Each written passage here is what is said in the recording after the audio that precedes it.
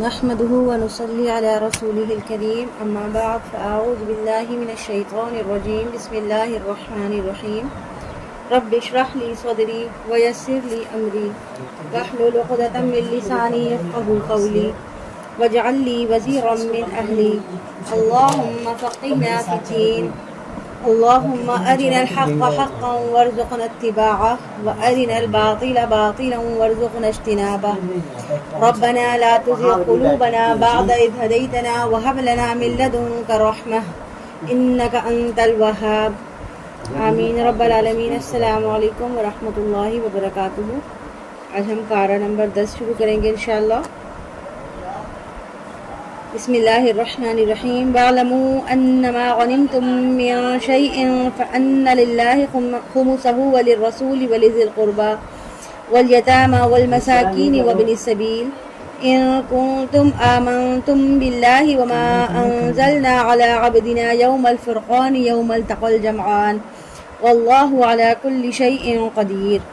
اور جان لو کہ جو بھی غنیمت تمہیں حاصل ہوئی ہے اس کا 5واں حصہ تو اللہ کے لیے، رسول صلی اللہ علیہ وسلم کے لیے اور رسول صلی اللہ علیہ وسلم کے قرابت داروں کے لیے ہے۔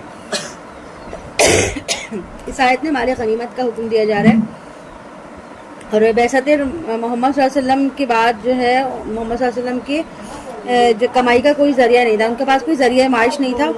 تو شادی کے بعد حضرت خدیجہ رضی اللہ تعالیٰ عنہ نے اپنی ساری دولت ہر قسم کے تصرف کے لیے آپ صلی اللہ علیہ وسلم کو پیش کر دی تھی۔ جب تک آپ مکہ میں رہے کسی نہ کسی طرح اسی سرمایے سے اپنے تمام ذاتی اخراجات چلتے رہے، لیکن ہجرت کے بعد کوئی مسلسل انتظام نہیں تھا۔ پھر آپ صلی اللہ علیہ وسلم کے قرابت دار اور اہل و عیال بھی تھے جن کی کفالت آپ کی ذمہ تھی۔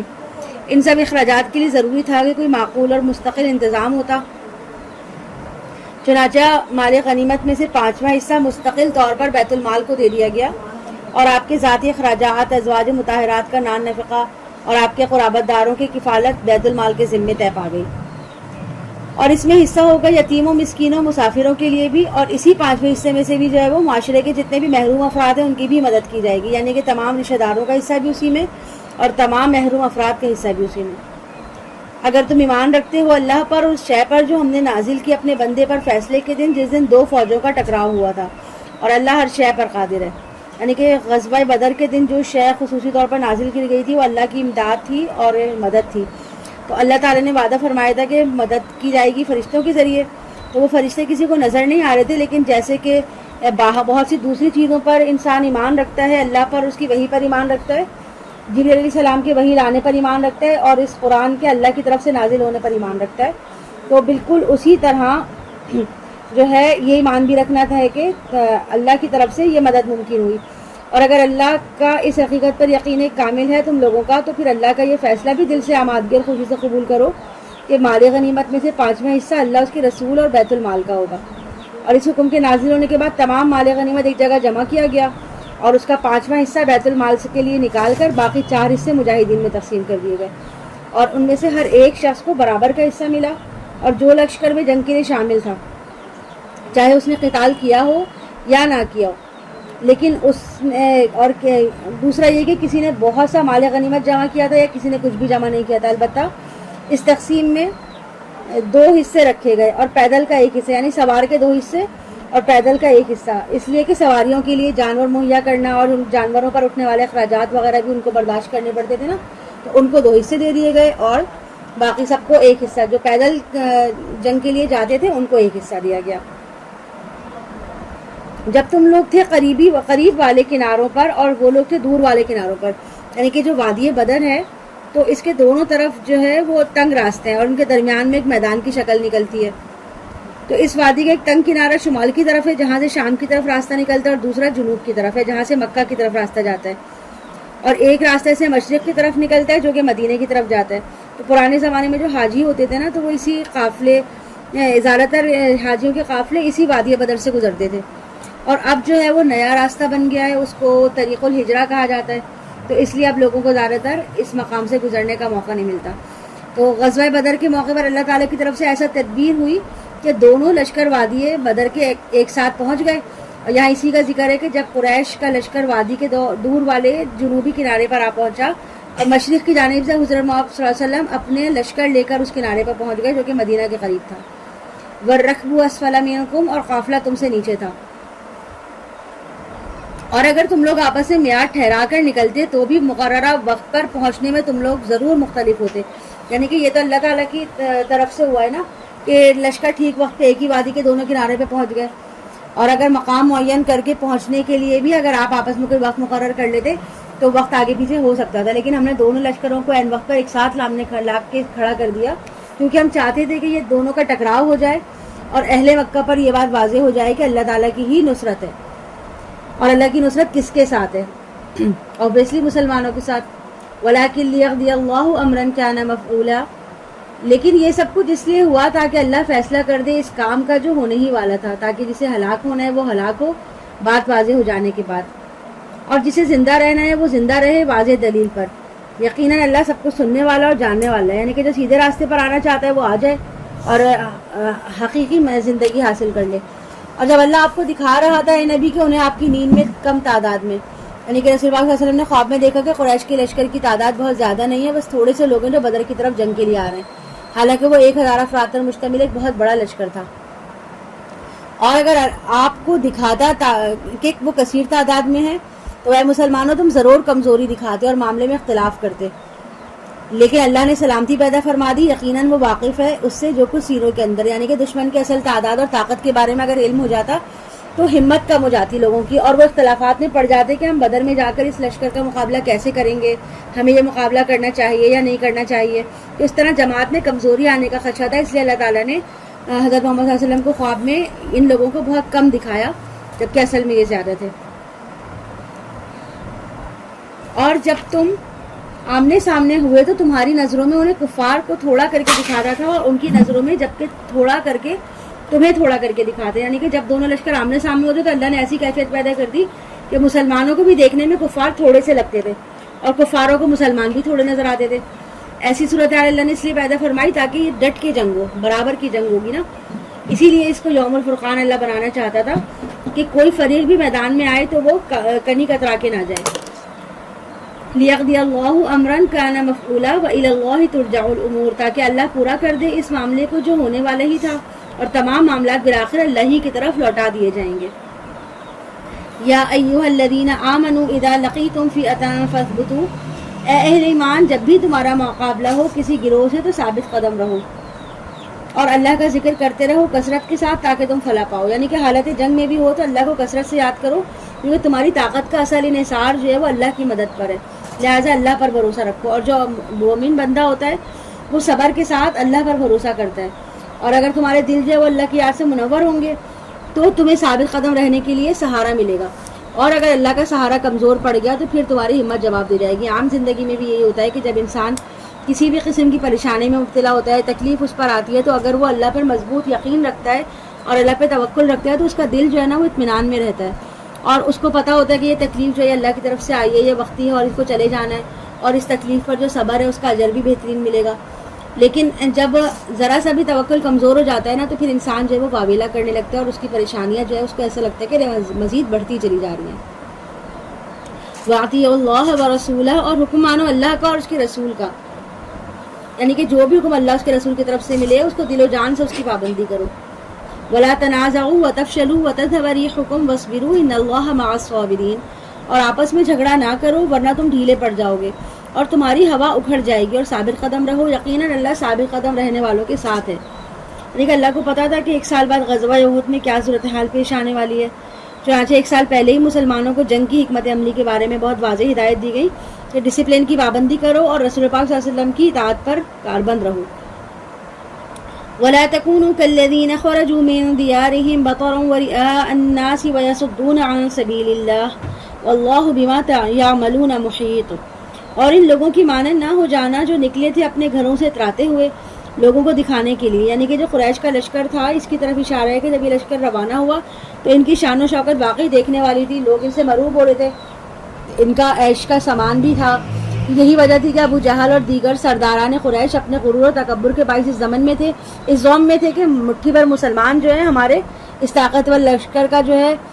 مقابلہ کر ہی نہیں سکیں گے اور ہم ان کو کچل کر رکھ دیں گے. اور وہ اللہ کے راستے سے روک رہے تھے, اور کچھ وہ لوگ جو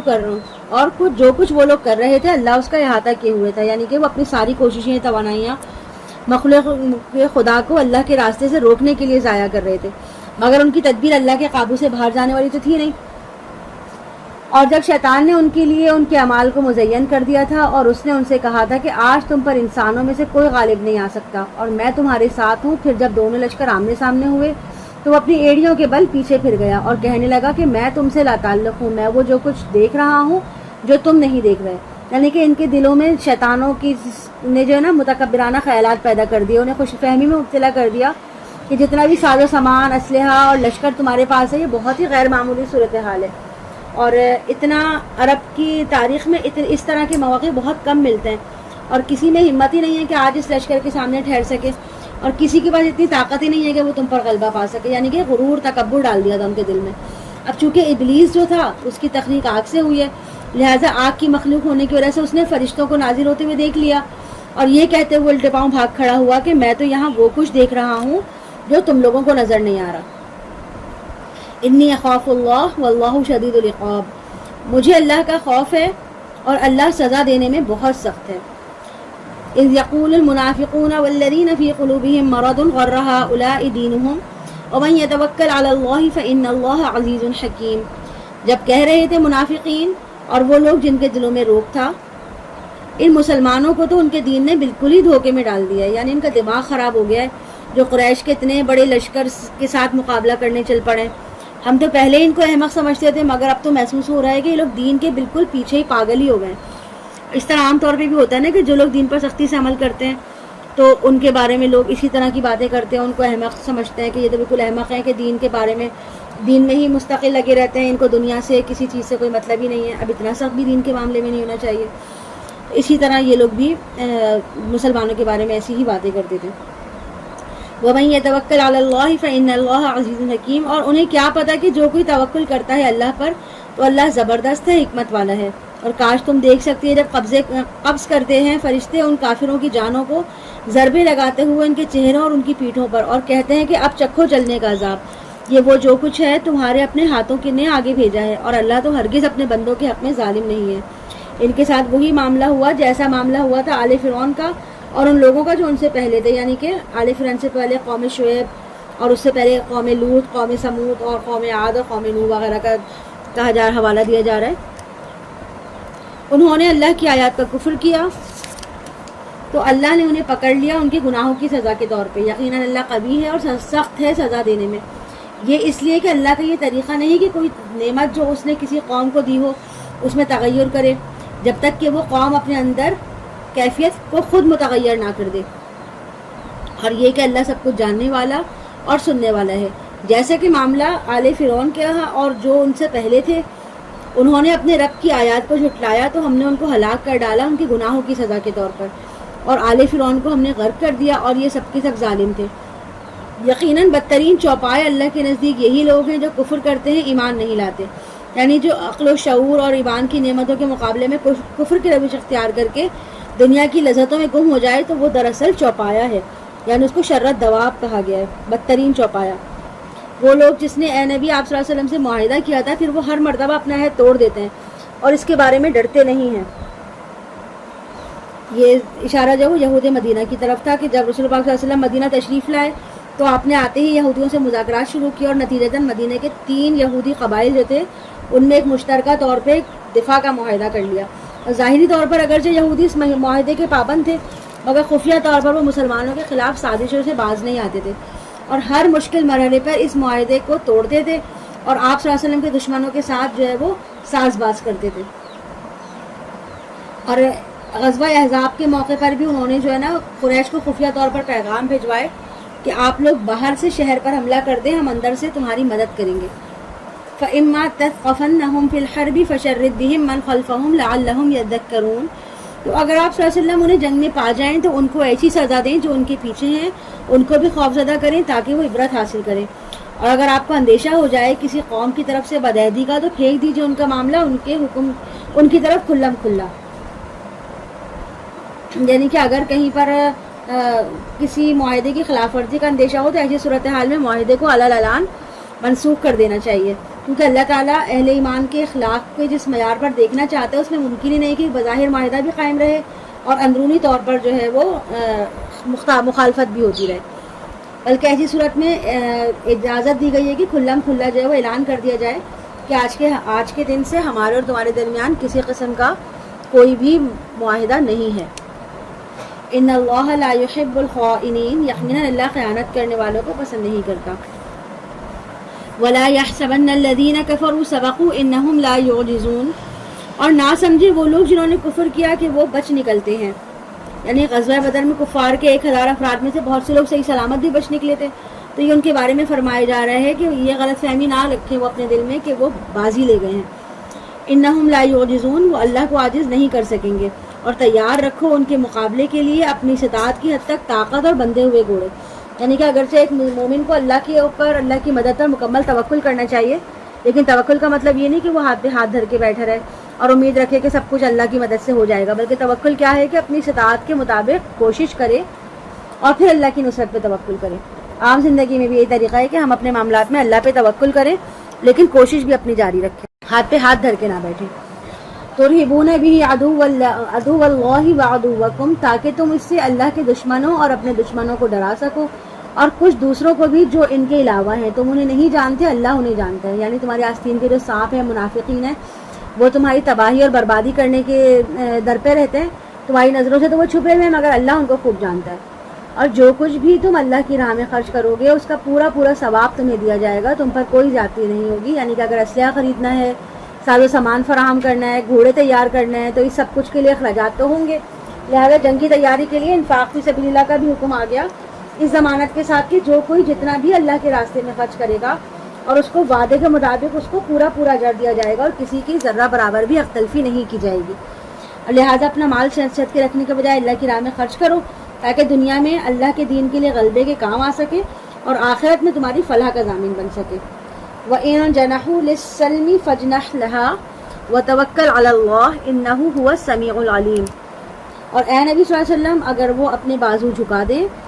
امن کے لیے تو آپ بھی جھک جائیں اس کے لیے، اور اللہ پر توکل کیجیے، یقیناً وہ سب کچھ سننے والا اور جاننے والا ہے،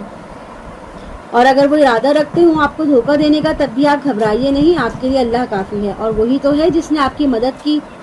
اپنی نصرت سے اہل ایمان کے ذریعے، یعنی اللہ تعالیٰ نے اپنے خاص فضل و کرم سے آپ کو ایسے مخلص اور جانثار صحابہ عطا کیے کہ جہاں آپ کا پسینہ گرا وہاں انہوں نے آپ کی محبت میں جو ہے وہ اپنی خون کی ندیاں بہا دی۔ وَأَلَّفَ بَيْنَ قُلُوبِهِمْ لَوْ أَنفَقْتَ مَا فِي الْأَرْضِ جَمِيعًا مَا أَلَّفْتَ بَيْنَ قُلُوبِهِمْ وَلَكِنَّ اللَّهَ أَلَّفَ بَيْنَهُمْ إِنَّهُ عَزِيزٌ حَكِيمٌ، اور ان اہل ایمان کے دلوں میں اس نے الفت پیدا کر دی، اگر آپ زمین کی ساری دولت بھی خرچ کر دیتے تو ان کے دلوں میں الفت پیدا نہیں کر سکتے تھے، لیکن اللہ نے ان کے مابین ایسی الفت پیدا کر دی، یقیناً وہ زبردست اور حکمت والا ہے۔ اے نبی صلی اللہ علیہ وسلم آپ کے لیے کافی ہے اللہ اور وہ جو پیروی کر رہے ہیں آپ کی اہل ایمان میں سے۔ اے نبی صلی اللہ علیہ وسلم ترغیب دلائیے اہل ایمان کو قتال کی، یعنی کہ اس دور میں مجاہدین کی فضیلت بیان کی گئی کہ اس سے بلند درجے کا وعدہ کیا گیا، لیکن قتال کو اس وقت تک جو سورہ نساء میں ہم نے پڑھا تھا نا، لیکن اس وقت قتال کو فرض عین قرار نہیں دیا گیا تھا، لیکن 9 ہجری میں غزوہ تبوک کے موقع پر جہاد کے لیے نکلنا اہل ایمان پر فرض کر دیا گیا، اور یہ بھی کہا گیا کہ کسی کو بلا عذر پیچھے رہ جانے کی اجازت نہیں ہے، اور اگر تم میں سے 20 افراد ہوں گے صبر کرنے والے ثابت قدم تو وہ 200 افراد پر غالب آ جائیں گے، اور اگر ہوں گے تم میں سے 100 افراد تو وہ غالب آ جائیں گے کفار کے 1000 پر، یہ اس لیے کہ وہ ایسے لوگ ہیں جو سمجھ نہیں رکھتے۔ الآن خفف اللہ عنکم وعلم ان فیکم ضعفا، اب اللہ نے تم پر سے تخفیف کر دی اور اللہ کے علم میں ہے تمہارے اندر کچھ کمزوری آ گئی ہے۔ اب یہ کون سی کمزوری کا ذکر ہے اور یہ کیسے آئی؟ تو یہ ہے کہ جہاں تک مہاجرین اور انصار میں ان اصحاب کرام کا تعلق ہے جو سابقون الاولون میں سے تھے، تو ان کے اندر کسی قسم کی کوئی کمزوری نہیں تھی، لیکن جو لوگ نئے نئے مسلمان ہو رہے تھے نا تو ان کی تربیت ابھی اس انداز سے ہوئی نہیں تھی، ان کا ایمان بہت زیادہ مضبوط نہیں تھا جیسے کہ پرانے لوگوں کا تھا، تو ان کے دلوں میں ابھی ایمان پوری طرح بسا نہیں تھا، اور مسلمانوں کی مجموعی تعداد جو تھی تو ایسے اس میں جو ہے روز بروز اضافہ ہوتا جا رہا تھا، لہٰذا اوسط کے اعتبار سے مسلمانوں کی صفوں میں کمزوری آ گئی تھی پہلے کی نسبت۔ فَإِن يَكُن مِّنكُم مِّئَةٌ صَابِرَةٌ يَغْلِبُوا مِئَتَيْنِ وَإِن يَكُن مِّنكُم أَلْفٌ يَغْلِبُوا أَلْفَيْنِ بِإِذْنِ اللَّهِ وَاللَّهُ مَعَ الصَّابِرِينَ۔ بس اگر تم میں سے 100 ثابت قدم رہنے والے ہوں گے تو وہ 200 پر غالب آ جائیں گے، اور اگر تم میں 1000 ہوں گے تو وہ 2000 پر غالب آ جائیں گے اللہ کے حکم سے، اور یقیناً اللہ صبر کرنے والوں ثابت قدم رہنے والوں کے ساتھ ہے۔ کسی نبی کے لیے یہ زیب نہیں ہے دیتا کہ اس کے قبضے میں قیدی ہوں جب تک کہ وہ کافروں کو قتل کر کے زمین میں خوب خون ریزی نہ کر دے۔ یعنی کہ یہ غزوہ بدر میں پکڑے جانے والے قیدیوں کے بارے میں آیت نازل ہوئی کہ غزوہ بدر میں قریش کے 70 لوگ قیدی بنے، ان کے بارے میں محمد صلی اللہ علیہ وسلم نے صحابہ سے مشورہ کیا، تو ابو بکر کی رائے تھی کہ ان لوگوں کے ساتھ نرمی کی جائے، فدیہ وغیرہ لے کے ان کو چھوڑ دیا جائے، اور حضرت محمد صلی اللہ علیہ وسلم خود بھی بہت نرم دل تھے تو ان کی بھی یہی رائے تھی، مگر جو ہے حضرت عمر نے اس بارے میں سختی کا مظاہرہ کیا اور انہوں نے کہا کہ اگر یہ لوگ آزاد ہو جائیں گے نا تو یہ لوگ کفر کو پھر سے مضبوط کر دیں گے، کفر کی طاقت میں اضافہ کر دیں گے، تو ان کے ساتھ نرمی نہ کریں، اور ان کا اصرار یہ بھی تھا کہ ان تمام کو قتل کر دیا جائے، اور جتنے بھی مہاجرین اپنے قریب ترین رشتہ دار اس میں پاتے ہیں وہ اپنے ہاتھوں سے ان کو قتل کریں، اور بعد میں پھر یہ ہوا کہ ان کو قیدیوں کو فدیہ دے کے چھوڑنے کا فیصلہ ہو گیا، پھر عمل بھی اسی پر ہوا، یعنی کہ قتل نہیں کیا گیا بلکہ فدیہ دے کے چھوڑ دیا گیا۔ تو اس فیصلے پر اس آیت کے ذریعے گرفت ہوئی کہ جب تک باطل کی کمر پوری طرح توڑ نہ دی جائے اس وقت تک حملہ آور کفار کو جنگی قیدی بنانا درست نہیں، اور انہیں قیدی بنانے کا مطلب ہے کہ وہ زندہ رہیں گے اور آج نہیں تو کل انہیں چھوڑنا ہی پڑے گا، لہٰذا پھر سے باطل کی طاقت کا وہ سبب بن جائیں گے اور تمہارے خلاف لڑیں گے، یعنی کہ جو بات عمر رضی اللہ تعالیٰ نے کہی تھی نا کہ وہی والی بات، تریدون عرض الدنیا، یہ تم دنیا کا ساز و سامان چاہتے ہو، یعنی کہ فدیہ چاہتے ہو، اور اللہ کے پیش نظر آخرت ہے، اور اللہ زبردست اور حکمت والا ہے۔ اگر اللہ کی طرف سے بات پہلے طے نہ ہو چکی ہوتی تو کچھ فدیہ وغیرہ تم نے لے لیا ہے، اس کے باعث تم پر بڑا سخت عذاب آتا، تو اب کھاؤ جو کچھ تمہیں ملا ہے غنیمت میں سے کہ وہ تمہارے لیے حلال اور طیب ہے، اور اللہ کا تقوی اختیار کرو، یقیناً اللہ بخشنے والا اور رحم فرمانے والا ہے۔ اے نبی کہہ دیجئے ان لوگوں کو جو آپ کے قبضے میں قیدی ہیں کہ اگر اللہ تمہارے دلوں میں کوئی بھلائی پائے گا تو جو کچھ تم سے لے لیا گیا ہے وہ تمہیں اس سے بہتر دے دے گا، یعنی کہ تمہاری نیتوں کا معاملہ اللہ کے پاس ہے، تمہارے اور اللہ کے درمیان ہے، جبکہ برتاؤ تمہارا جو ہے وہ قانون کے مطابق ہوگا۔ تم سب لوگ جو ہے وہ جنگ میں کفار کا ساتھ دینے کے لیے آئے تھے، تو اب قانوناً تو تم جنگی قیدی ہو، اور جنگ میں کوئی خوشی سے آیا ہو یا مجبوری میں آیا ہو، کوئی دل میں ایمان لے کر آیا ہو یا کفر کی حالت میں آیا ہو، ان سب باتوں کی حقیقت کو اللہ خوب جانتا ہے، اور وہ دل کی جو نیتیں ہیں اس کے مطابق ہی تمہارا فیصلہ کرے گا، اور جس کے دل میں خیر اور بھلائی ہوگی تو اللہ اس کو بہترین انداز میں اس کی بھلائی کا صلہ دے دے گا اور تمہیں بخش دے گا، اور اللہ بخشنے والا بہت رحم فرمانے والا ہے۔ اور اگر یہ لوگ آپ صلی اللہ علیہ وسلم سے خیانت کرنا چاہیں تو اس سے پہلے کہ یہ اللہ سے بھی خیانت کرتے رہے ہیں تو اللہ نے ان کو پکڑوا دیا، اللہ جاننے والا اور حکمت والا ہے۔ یعنی کہ ان قیدیوں میں سے ایسے بھی ہوں گے جو آپ سے جھوٹ بولیں گے، جھوٹے بہانے بنائیں گے، بیجا معذرتیں پیش کریں گے، تو اس طرح کی خیانتیں یہ اللہ سے بھی کرتے رہے ہیں، اور ان کے لیے ایسے کرتوتوں کی پاداش میں ان کو سزا دی گئی کہ اب یہ لوگ جو ہے وہ حضرت محمد صلی اللہ علیہ وسلم کے قابو میں ہیں۔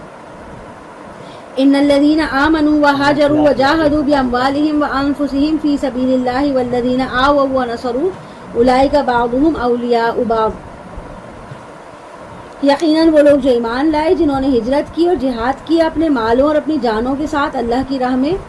اور وہ لوگ جنہوں نے انہیں پناہ دی اور ان کی مدد کی، یہ سب لوگ ایک دوسرے کے ساتھی ہیں۔ اور وہ لوگ جو ایمان لائے لیکن انہوں نے ہجرت نہیں کی، تمہارا اب ان کے ساتھ کوئی تعلق نہیں حتیٰ کہ وہ ہجرت کریں، یعنی کہ جن لوگوں نے ہجرت نہیں کی ان کے ساتھ تمہارا کوئی تعلق نہیں ہے، کوئی رفاقت نہیں ہے، یعنی کہ ایمان حقیقت ہے ان تو دل کا معاملہ ہے جس کی کیفیت صرف اللہ جانتا ہے، لیکن قانونی تقاضوں کے مطابق جو ظاہری معیار تھا ایمان کا وہ ہجرت تھا، تو جن لوگوں نے ایمان لانے کے بعد مکے سے مدینہ ہجرت کی انہوں نے اپنے ظاہری ایمان کا جو ہے نا ثبوت فراہم کر دیا، اور جن لوگوں نے ہجرت نہیں کی اگر ایمان کے دعوے دار رہے تو قانونی طور پر ان کو مسلمان تسلیم نہیں کیا جائے گا، اور ان میں سے اگر کوئی شخص واقعی اسلام کا دعوے دار ہے تو وہ قانون کے مطابق فدیہ دے کر آزاد ہو، واپس مکہ آ جائے، پھر وہاں سے باقاعدہ ہجرت کر کے مدینہ آ جائے تو صاحب ایمان تسلیم کیا جائے گا، پھر اسی صورت میں وہ تمہارا حمایتی اور تم جو ہے وہ اس کے حمایتی ہوگے، اور اگر وہ تم سے دین کے معاملے میں مدد مانگے تو ان کی مدد کرنا تم پر واجب ہے، مگر کسی ایسی قوم کے خلاف نہیں کہ ان کے اور تمہارے درمیان معاہدہ ہو، اور جو کچھ تم کر رہے ہو اللہ اسے دیکھ رہا ہے، اور وہ لوگ جنہوں نے کفر کیا وہ آپس میں ایک دوسرے کے ساتھی ہیں، اگر یہ ان قواعد و ضوابط کی پابندی تم نہیں کرو گے تو زمین میں فتنہ پھیل جائے گا اور بہت بڑا فساد برپا ہو جائے گا، اور وہ لوگ جو ایمان لائے جنہوں نے ہجرت کی اور جہاد کیا اللہ کی راہ میں، یعنی مہاجرین، اور وہ لوگ انصار مدینہ جنہوں نے پناہ دی اور ان کی نصرت کی، یعنی ان کی مدد کی، یہی لوگ ہیں سچے مومن، ان کے لیے ہے مغفرت اور رزق کریم۔ اور جو لوگ بعد میں ایمان لائے انہوں نے ہجرت کی اور تمہارے ساتھ مل کر جہاد کیا تو اے مسلمانوں وہ تم میں سے ہی ہیں، اور رحمی رشتہ دار اللہ کے قانون میں ایک دوسرے کے زیادہ حقدار ہیں، یقیناً اللہ ہر چیز کا علم رکھتا ہے۔ یعنی شریعت کے قوانین میں خون کے رشتوں کی اہمیت رکھی گئی ہے، مثلا وراثت کا قانون خون کے رشتوں کی بنیاد کو ہی ترتیب دے کے بنایا گیا ہے، اسی طرح شریعت کے تمام قواعد و ضوابط میں رحمی رشتوں کی اپنی ہی ایک ترجیحی حیثیت ہے۔ خونی رشتوں کی ان قانونی ترجیحات کو بھائی چارے اور ولایت کے تعلقات کے ساتھ گڑبڑ نہ کیا جائے، یعنی بھائی چارہ جو ہے وہ تو غیر لوگوں کے ساتھ ہوتا ہے نا، لیکن جو اپنے خونی رشتے ہوتے ہیں ان کی اہمیت جو ہے وہ بالکل الگ ہے۔ یہاں پر الحمدللہ سورہ انفال کمپلیٹ ہو گئی ہے، اب سورہ توبہ شروع ہوگی۔ سورہ توبہ کے شروع میں بسم اللہ نہیں آتی ہے، اور یہ قرآن کی واحد صورت ہے جس کے آغاز میں بسم اللہ نہیں ہے۔ تو اس کا سبب حضرت علی رضی اللہ تعالیٰ نے بیان فرمایا کہ یہ صورت تو ننگی تلوار لے کر یعنی مشرکین کے لیے قتل عام کا اعلان کرنے کے لے کر نازل ہوئی ہے نا، لہٰذا اللہ کی رحمانیت اور رحیمیت کی صفات کے ساتھ اس کے مضامین جو ہے ان کی مناسبت نہیں ہے، اس لیے اس کے شروع میں سورہ توبہ نہیں ہے، وہ اس کے شروع میں بسم اللہ الرحمن الرحیم نہیں لکھی جاتی۔ اعوذ باللہ من الشیطان الرجیم، براءۃ من اللہ ورسولہ الی الذین عاہدتم من المشرکین، اعلان برات ہے اللہ اور اس کے رسول کی طرف سے ان لوگوں کی جانب جن سے اے مسلمانوں تم نے معاہدے کیے تھے مشرکین میں سے۔ تو گھوم لو پھر لو اس زمین میں 4 ماہ تک، یعنی کہ عرب میں تمہیں رہنے اور گھومنے پھرنے کے لیے صرف 4 ماہ کی مہلت دی جا رہی ہے، اور جان لو کہ تم اللہ کو عاجز نہیں کر سکتے، اور یہ بھی کہ اللہ کافروں کو رسوا کر کے رہے گا، یعنی کہ اللہ کی جو عذاب ہے اس کی آخری قسط آ کر رہے گی مشرکین کے لیے، اور ایسے تمام معاہدوں کو 4 ماہ کی پیشگی وارننگ کے ساتھ ختم کر دیا گیا۔ وَأَذَانٌ مِّنَ اللَّهِ وَرَسُولِهِ إِلَى النَّاسِ يَوْمَ الْحَجِّ الْأَكْبَرِ، اور اعلان عام ہے اللہ اور اس کے رسول کی طرف سے لوگوں کے لیے حج اکبر کے دن۔ عمرے کو چونکہ حج اصغر کہا جاتا ہے یعنی چھوٹا حج، اسی لیے یہاں عمرے کے مقابلے میں حج کو حج اکبر یعنی بڑا حج کہا گیا ہے۔ عام طور پہ جو ہے وہ مشہور ہے لوگوں میں کہ وہ جمعے کے دن اگر حج ہو تو اس کو حج اکبر کہتے ہیں، لیکن حقیقتاً اس کا جو ہے وہ یہ ایک بے بنیاد بات ہے۔ ان اللہ بریء من المشرکین ورسولہ، یہ تھے مشرکین میں سے۔ تو گھوم لو پھر لو اس زمین میں 4 ماہ تک، یعنی کہ عرب میں تمہیں رہنے اور گھومنے پھرنے کے لیے صرف 4 ماہ کی مہلت دی جا رہی ہے، اور جان لو کہ تم اللہ کو عاجز نہیں کر سکتے، اور یہ بھی کہ اللہ کافروں کو رسوا کر کے رہے گا، یعنی کہ اللہ کی جو عذاب ہے اس کی آخری قسط آ کر رہے گی مشرکین کے لیے، اور ایسے تمام معاہدوں کو 4 ماہ کی پیشگی وارننگ کے ساتھ ختم کر دیا گیا۔ وَأَذَانٌ مِّنَ اللَّهِ وَرَسُولِهِ إِلَى النَّاسِ يَوْمَ الْحَجِّ الْأَكْبَرِ، اور اعلان عام ہے اللہ اور اس کے رسول کی طرف سے لوگوں کے لیے حج اکبر کے دن۔ عمرے کو چونکہ حج اصغر کہا جاتا ہے یعنی چھوٹا حج، اسی لیے یہاں عمرے کے مقابلے میں حج کو حج اکبر یعنی بڑا حج کہا گیا ہے۔ عام طور پہ جو ہے وہ مشہور ہے لوگوں میں کہ وہ جمعے کے دن اگر حج ہو تو اس کو حج اکبر کہتے ہیں، لیکن حقیقتاً اس کا جو ہے وہ یہ ایک بے بنیاد بات ہے۔ ان اللہ بریء من المشرکین ورسولہ، کہ اللہ بری ہے مشرکین سے اور اس کا رسول بھی۔ تو اگر تم توبہ کر لو تو تمہارے لیے بہتر ہے، اور اگر تم روگردانی کرو گے تو سن رکھو کہ تم اللہ کو عاجز نہیں کر سکتے۔ اور اے نبی بشارت دے دیجیے ان کافروں کو دردناک عذاب کی، سوائے ان مشرکین کے جن سے اے مسلمانوں تم نے معاہدے کیے تھے، پھر انہوں نے کچھ کمی نہیں کی تھی تمہارے ساتھ اور نہ تمہارے خلاف مدد کی کسی کی بھی، تو مکمل کرو ان کے ساتھ ان کا معاہدہ مقررہ مدت تک، یعنی مشرکین کے ساتھ ایک خاص مدت تک تمہارا اگر کوئی معاہدہ ہوا ہے اور ان کی طرف سے ابھی تک اس کی کسی قسم کی خلاف ورزی نہیں ہوئی ہے تو اس معاہدے کی جو بھی مدت ہے اس کو پوری کر لو، اور اس کے بعد معاہدے کی تجدید نہیں ہوگی۔ ان اللہ یحب المتقین، یقیناً اللہ تقوی اختیار کرنے والوں کو پسند کرتا ہے۔ پھر جب یہ محترم مہینے گزر جائیں، یہاں پہ محترم مہینوں سے مراد وہ 4 مہینے ہیں جن کی مشرکین کو مہلت دی گئی تھی۔ فاقتلوا المشرکین حیث وجدتموہم وخذوہم واحصروہم وقعدوا لہم کل مرصد، تو قتل کرو ان مشرکین کو جہاں پاؤ، اور پکڑو ان کو اور گھیراؤ کرو ان کا، اور ان کے لیے ہر جگہ گھات لگا کر بیٹھو۔ پھر اگر وہ توبہ کر لیں، نماز قائم کریں، زکوٰۃ ادا کریں تو ان کا راستہ چھوڑ دو، یقیناً اللہ بخشنے والا اور رحم کرنے والا، یعنی کہ اگر وہ شرک سے توبہ کر لیں، مسلمان ہو جائیں اور نماز قائم کریں اور زکوٰۃ دینا قبول کر لیں تو پھر ان کی کوئی پکڑ نہیں ہے۔ اور اگر مشرکین میں سے کوئی شخص آپ سے پناہ طلب کرے تو اسے پناہ دے دو یہاں تک کہ وہ اللہ کا کلام سن لے، پھر اسے اس کی امن کی جگہ پہنچا دو، یعنی ایسے شخص کو فوری طور پر فیصلہ کرنے پہ مجبور نہیں کیا جائے کہ وہ اسلام قبول کرے یا نہ کرے۔ اگر قبول نہیں کرتے تو ابھی تمہاری گردن اڑا دی جائے گی، بلکہ کلام اللہ سننے کا موقع فراہم کرنے کے بعد اسے سمجھنے اور سوچنے کے لیے مہلت دی جائے اور اسے حفاظت کے ساتھ گھر تک پہنچانے کا انتظام کیا جائے۔ ذالک بانہم قوم لا یعلمون، یہ اس لیے کہ یہ ایسے لوگ ہیں جو علم نہیں رکھتے، یعنی کہ ابھی تک یہ لوگ غفلت کا شکار ہیں، انہیں ابھی سنجیدگی سے انہوں نے سوچا ہی نہیں کہ اصل میں یہ دعوت ہے کیا۔ کیف یکون للمشرکین عہد عند اللہ وعند رسولہ، کیسے ہو سکتا ہے مشرکین کے لیے کوئی عہد اللہ اس کے رسول کے نزدیک، سوائے ان لوگوں کے جن کے ساتھ تم نے معاہدہ کیا تھا مسجد حرام کے پاس، یعنی کہ یہ معاہدہ جو ہے وہ صلح حدیبیہ، تو جب تک وہ تمہارے لیے اس پر قائم رہے تم بھی ان کے لیے معاہدے پر قائم رہو، بے شک اللہ متقین کو پسند کرتا ہے۔ کیسے کوئی معاہدہ قائم رہ سکتا ہے ان سے، جبکہ اگر وہ تم پر غالب آ جائیں تو وہ ہرگز لحاظ نہیں کریں گے تمہارے بارے میں کسی قرابت کا اور نہ کسی عہد کا۔ راضی کرنا چاہتے ہیں تم لوگوں کو اپنے منہ کی باتوں سے، یعنی خوشامد اور چاپلوسی کر رہے ہیں، جبکہ ان کے دل ابھی بھی انکاری ہیں اور ان کی اکثریت فاسقین پر مشتمل ہے، یعنی کہ جو کچھ وہ بول رہے ہیں وہ ان کی دل کی آواز نہیں ہے، بلکہ وہ اور اس میں کسی بھی قسم کی نیک نیتی نہیں ہے۔ اشتروا بآیات اللہ ثمنا قلیلا فصدوا عن سبیلہ انہم ساء ما كانوا یعملون، انہوں نے آیات اللہ کی فروخت کی ہیں حقیر سی قیمت کی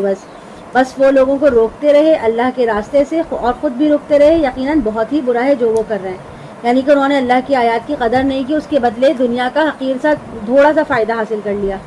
انہوں نے محمد صلی اللہ علیہ وسلم کو رسول جانتے ہوئے، حق کو پہچانتے ہوئے بھی اس لیے رد کر دیا کہ ان کی چودراہٹیں، ان کی سرداریاں قائم رہیں، لیکن انہیں بہت جلد معلوم ہو جائے گا کہ انہوں نے بہت نقصان اٹھایا ہے، یعنی کہ بہت گھاٹے کا سودا کیا ہے۔ لا يرقبون فی مؤمن الا ولا ذمہ واولئک هم المعتدون، نہیں لحاظ کرتے کسی مومن کے حق میں نہ کسی قرابت کا نہ کسی معاہدے کا، اور یہی لوگ ہیں جو حد سے تجاوز کرنے والے ہیں۔ پھر بھی اگر وہ توبہ کر لیں، نماز قائم کریں اور زکوٰۃ دیں تو وہ تمہارے دینی بھائی ہیں، یعنی کہ اللہ نے ان کے لیے توبہ کا دروازہ اب بھی کھول کے رکھا ہوا ہے کہ اگر وہ توبہ کر لیں گے اور اسلام قبول کر لیں گے تو تم ان کو اپنے دینی برادری میں شامل کر سکتے ہو۔ اور ہم اپنی آیات کی تفصیل بیان کر رہے ہیں ان لوگوں کے لیے جو علم رکھتے ہیں، اور اگر وہ توڑ ڈالیں اپنے قول و قرار کو عہد کرنے کے بعد اور عیب لگائیں تمہارے دین میں تو تم جنگ کرو کفر کے ان اماموں سے، ان کی قسموں کا کوئی اعتبار نہیں ہے، شاید کہ اس طرح وہ باز آ جائیں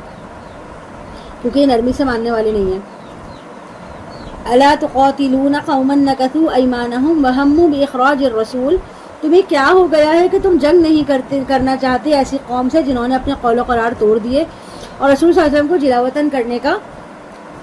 قصد کیا، یعنی ارادہ کیا تھا۔ مسلمانوں، مشرکین مکہ نے صلح حدیبیہ بھی خود توڑا جبکہ تمہاری طرف سے اس معاہدے میں کسی قسم کی خلاف ورزی بھی نہیں ہوئی تھی، اور یہ وہی لوگ ہیں جنہوں نے اللہ کے رسول کو مکہ سے جلا وطنی پہ مجبور کیا، تو آخر کیا وجہ ہے کہ اب جب ان سے جنگ کرنے کا حکم دیا جا رہا ہے تو تم تذبذب کا شکار ہو۔ وَهُمْ بَدَؤُوكُمْ أَوَّلَ مَرَّةٍ أَتَخْشَوْنَهُمْ فَاللَّهُ أَحَقُّ أَن تَخْشَوْهُ إِن كُنتُم مُؤْمِنِينَ، اور انہوں نے آغاز کیا تھا تمہارے ساتھ پہلی مرتبہ، کیا تم ان سے ڈر رہے ہو؟ اللہ زیادہ حقدار ہے کہ تم اس سے ڈرو اگر تم مومن ہو۔ یعنی کہ انہوں نے مکہ کے اندر مسلمانوں کو ستانے اور تکلیف پہنچانے کی جو کارستانیاں کی، یا وہ جو غزوہ بدر میں جنگ چھیڑنے کا معاملہ ہوا یا صلح حدیبیہ کو توڑنے کا واقعہ ہوا، تو انہوں نے ہر زیادتی اور بے اصولی جو ہے نا اس میں ہمیشہ پہل کی ہے۔ تو اب تمہیں کیا ڈر ہے کہ تم ان سے ڈر رہے ہو، جبکہ اللہ سے تمہیں ڈرنا چاہیے، اللہ کے حکم کو ماننا چاہیے۔ قاتلوہم یعذبہم اللہ بایدیکم ویخزہم وینصرکم علیہم ویشفی صدور قوم مؤمنین، تم ان سے جنگ کرو، اللہ انہیں عذاب دے گا تمہارے ہاتھوں اور ان کو رسوا کرے گا اور تمہاری مدد کرے گا ان کے مقابلے میں، اور بہت سے اہل ایمان کے سینوں کو ٹھنڈک عطا فرمائے گا اور ان کے دلوں کے غصے کو نکال دے گا۔ یعنی کہ مکے میں ابھی بھی ایسے لوگ موجود تھے جن کو قریش کی طرف سے تکالیف پہنچائی جا رہی تھی، اور ابھی بھی وہ مسلمان بچوں، عورتوں اور ضعیفوں پر مظالم ڈھا رہے تھے۔ چنانچہ جب تمہارے حملے کے نتیجے میں ان ظالموں کی درگت بنے گی تو مسلمانوں کے سینے میں خود بخود ہی جو ہے وہ جلن کم ہو جائے گی، ٹھنڈک پڑے گی، ان کو اطمینان ہوگا کہ ہمارے ساتھ اللہ جو ہے وہ اس کی مدد شامل ہے۔ وَيَتُوبُ اللَّهُ عَلَىٰ مَن يَشَاءُ وَاللَّهُ عَلِيمٌ حَكِيمٌ، اور اللہ جس کو چاہے توبہ کی توفیق دے اور اللہ جاننے والا اور حکمت والا ہے۔ کیا تم نے گمان کر لیا ہے کہ تم یوں ہی چھوڑ دیے جاؤ گے؟ حالانکہ ابھی تو اللہ نے یہ دیکھا ہی نہیں کہ تم میں سے کون وہ لوگ ہیں جو جہاد کرنے والے ہیں اور جو نہیں رکھتے اللہ اس کے رسول اور اہل ایمان کے علاوہ کسی کے ساتھ قلبی دوستی کا کوئی تعلق، اور جو کچھ تم کر رہے ہو اللہ اس سے خوب باخبر ہے۔ یعنی کہ دنیاوی رشتوں کی جو خوشنما بندھن ہے جب تک ایمان کی تلوار سے نہیں کٹیں گے اس وقت تک اللہ اور اس کا دین اور اس کے ساتھ جو خلوص ہے وہ ثابت ہو ہی نہیں سکے گا۔ ما كان للمشركين ان يعمروا مساجد الله شاهدين على انفسهم بالكفر اولئك حبطت اعمالهم وفي النار هم خالدون۔ مشرکوں کا یہ حق نہیں ہے کہ وہ آباد کریں، مشرکین کا یہ حق نہیں ہے کہ وہ اللہ کے گھر کو آباد کریں اللہ کی مسجدوں کا اپنے اوپر کفر کی گواہی دیتے ہوئے۔ یہ وہ لوگ ہیں جن کے سارے اعمال ضائع ہو گئے اور وہ آگ میں ہی ہمیشہ ہمیشہ رہیں گے۔ یعنی کہ مساجد تو اللہ کا گھر ہے، یہ کعبہ اللہ کا گھر ہے، اللہ کی توحید کا مرکز ہے، جبکہ قریش جو ہیں وہ اعلان کفر پر ڈٹے ہوئے ہیں اور اللہ کے گھر کے متولی بنے بیٹھے ہیں۔ تو ایسا کیسے ممکن ہے؟ اللہ کے ان دشمنوں کو اس کی مساجد کے اوپر کوئی حق کیسے ہو سکتا ہے؟ اور بیت اللہ کی دیکھ بھال اور حاجیوں کی خدمت جیسے جو اعمال ہیں جن پر مشرکین مکہ پھولے نہیں سماتے، ایمان کے بغیر اللہ کے نزدیک ان کے ان اعمال کی کوئی حیثیت نہیں ہے۔ ان کے کفر کے سبب اللہ نے ان کے تمام اعمال ضائع کر دیے ہیں۔ یقیناً اللہ کی مسجدوں کو تو وہ لوگ آباد کرتے ہیں جو ایمان لائے اللہ پر، یوم آخرت پر، نماز قائم کریں، زکوٰۃ دیں اور ڈریں اللہ کے سوا کسی سے نہیں، یعنی کہ اللہ کے سوا وہ کسی سے نہ ڈریں۔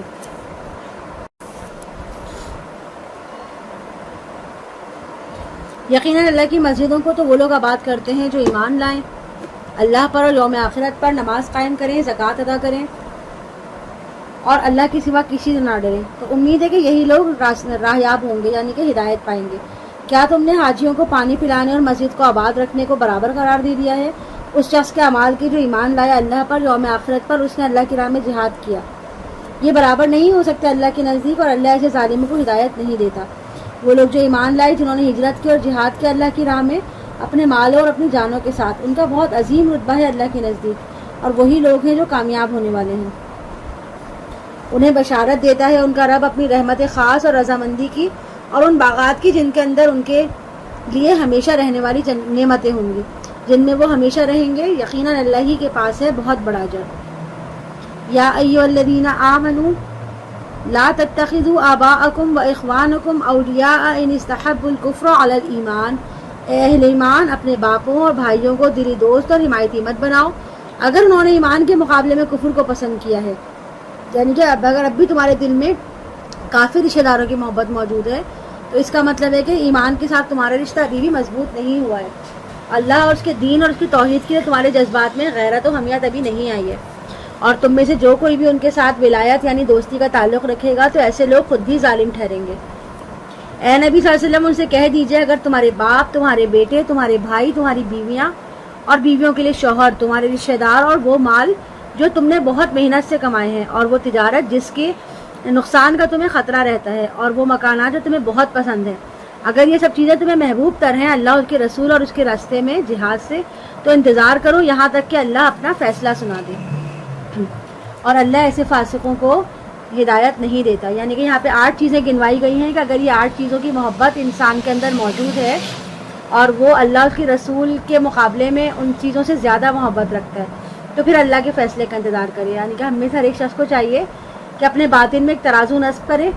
اور اس کے پلڑے میں یہ 8 محبتیں ڈال دے، اور دوسرے میں اللہ اس کی رسول اور جہاد کی 3 کی محبت ڈال دے۔ پھر اپنا جائزہ لے کہ میں کہاں کھڑا ہوں، چونکہ انسان خود اپنے نفس سے خوب واقف ہے،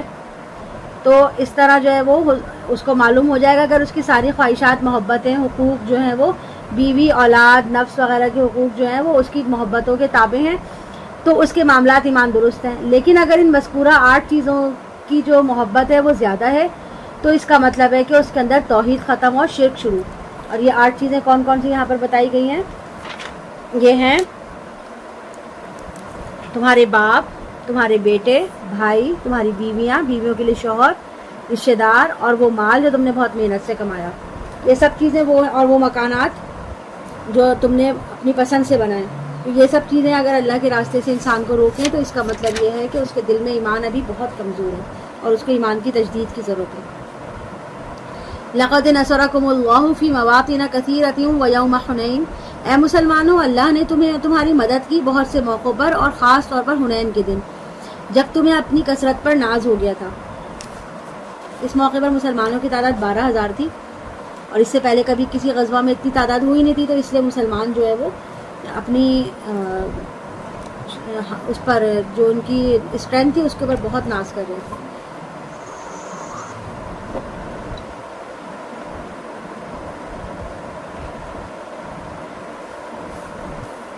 فَلَمْ تُغْنِ عَنْكُمْ شَيْئًا وَضَاقَتْ عَلَيْكُمُ الْأَرْضُ بِمَا رَحُبَتْ ثُمَّ وَلَّيْتُمْ مُدْبِرِينَ، تو وہ کثرت تمہارے کچھ کام نہ آ سکی اور زمین پوری فراخی کے باوجود تم پر تنگ ہو گئی، پھر تم پیٹھ موڑ کر بھاگ کھڑے ہوئے۔ پھر اللہ نے نازل فرمائی اپنی طرف سے تسکین اپنے رسول اور اہل ایمان پر، اس وقت بھی ایسے لشکر اتارے جنہیں تم نے نہیں دیکھا، اور عذاب دیا کافروں کو، اور یقیناً کافروں کا بدلہ یہی ہے۔ پھر اس کے بعد بھی اللہ توبہ نصیب فرمائے گا اپنے بندوں میں سے جس کو چاہے گا، اور اللہ بخشنے والا اور رحم کرنے والا ہے۔ اے اہل ایمان، یہ مشرکین یقیناً ناپاک ہیں، لہٰذا اس سال کے بعد یہ مسجد حرام کے قریب بھی نہ آنے پائے، یعنی کہ 9 ہجری کی حج میں تو مشرکین بھی شامل ہیں، مگر آئندہ کبھی کوئی مشرک جو ہے وہ حج نہیں کرے گا، اور نہ کسی مشرک کو بیت اللہ یا مسجد حرام کے قریب آنے کی اجازت ہوگی۔ اور اگر تمہیں اندیشہ ہو فقر کا تو عنقریب اللہ تمہیں غنی کر دے گا اپنے فضل سے اگر وہ چاہے گا، یقیناً اللہ سب کچھ سننے والا اور حکمت والا ہے۔ یعنی کہ اگر کسی کے ذہن میں خیال آئے کہ اس حکم کے بعد تو حاجیوں کی تعداد کم ہو جائے گی اور ان کے نذرانوں اور قربانیوں سے حاصل ہونے والی آمدنی بھی کم ہو جائے گی، تو اسے اللہ کی ذات پر پورا بھروسہ کرنا چاہیے، عنقریب اس قدر دنیاوی دولت ملے گی کہ تم سنبھال نہیں سکو گے۔ فواللہ للفقر اخشى علیکم ولکن اخشى علیکم ان تبسط علیکم الدنیا کما بسطت علی من کان قبلکم فتنافسوها کما تنافسوها وتہلککم کما اہلکتم۔ یہ حضرت محمد صلی اللہ علیہ وسلم نے اپنی زندگی کے آخری ایام میں فرمایا تھا کہ پس اللہ کی قسم اے مسلمانوں، تم پر فقر و احتیاج کا کوئی اندیشہ نہیں ہے، بلکہ مجھے تم پر اس بات کا اندیشہ ہے کہ تم پر دنیا کشادہ کر دی جائے گی، تمہارے قدموں میں مال و دولت کے انبار لگ جائیں گے جیسا کہ تم سے پہلے لوگوں پر کشادہ کی گئی، پھر اس کے لیے ایک دوسرے سے آگے بڑھنے کی کوشش کرو گی جیسے کہ وہ لوگ کرتے رہے، پھر یہ تمہیں تباہ و برباد کر کے رکھ دے گی جیسے کہ اس نے ان لوگوں کو تباہ و برباد کر دیا۔ قاتل الذین لا یؤمنون باللہ ولا بالیوم الآخر ولا یحرمون ما حرم اللہ ورسولہ، جنگ کرو تم ان لوگوں سے جو نہ اللہ پر ایمان رکھتے ہیں، نہ یوم آخرت پر، نہ حرام ٹھہراتے ہیں اللہ اس کے رسول کی حرام کردہ چیزوں کو، اور نہ قبول کرتے ہیں دین حق کی تابعداری کو ان لوگوں میں سے جن کو کتاب دی گئی تھی، یہاں تک کہ وہ اپنے ہاتھ سے جزیہ پیش کریں اور چھوٹے یعنی کہ تابع بن کر رہیں۔ اور یہود نے کہا یعنی عقیدہ کر لیا کہ عزیر اللہ کا بیٹا ہے، اور نصارہ نے عقیدہ کر لیا کہ مسیح اللہ کا بیٹا ہے۔ یہ ان کے منہ کی باتیں ہیں، یہ نقل کر رہے ہیں ان لوگوں کی باتوں کی جنہوں نے کفر کیا تھا ان سے پہلے، اللہ انہیں ہلاک کرے گا، یہ کہاں سے بچ جائیں گے؟ انہوں نے تو اپنے احبار و رہبان کو رب بنا لیا اللہ کے سوا، اور مسیح ابن مریم کو بھی، یعنی کہ عیسائیوں میں دوسری بڑی گمراہی یہ پیدا ہوئی کہ انہوں نے اپنے علماء اور مشائخ جو تھے وہ عیسیٰ علیہ السلام کے الوہیت میں حصے دار تھے، یعنی کہ عیسیٰ علیہ السلام کو وہ الہ سمجھتے تھے نا، تو وہ خود بھی اس میں حصے دار تھے۔ حضرت عیسیٰ علیہ السلام تو ان کے ہاں باقاعدہ 3 خداؤں میں سے ایک تھے، اس حیثیت سے وہ آپ علیہ السلام کی پرستش کرتے تھے، مگر رہبان اور رہبان کو رب ماننے کی کیفیت ذرا مختلف تھی۔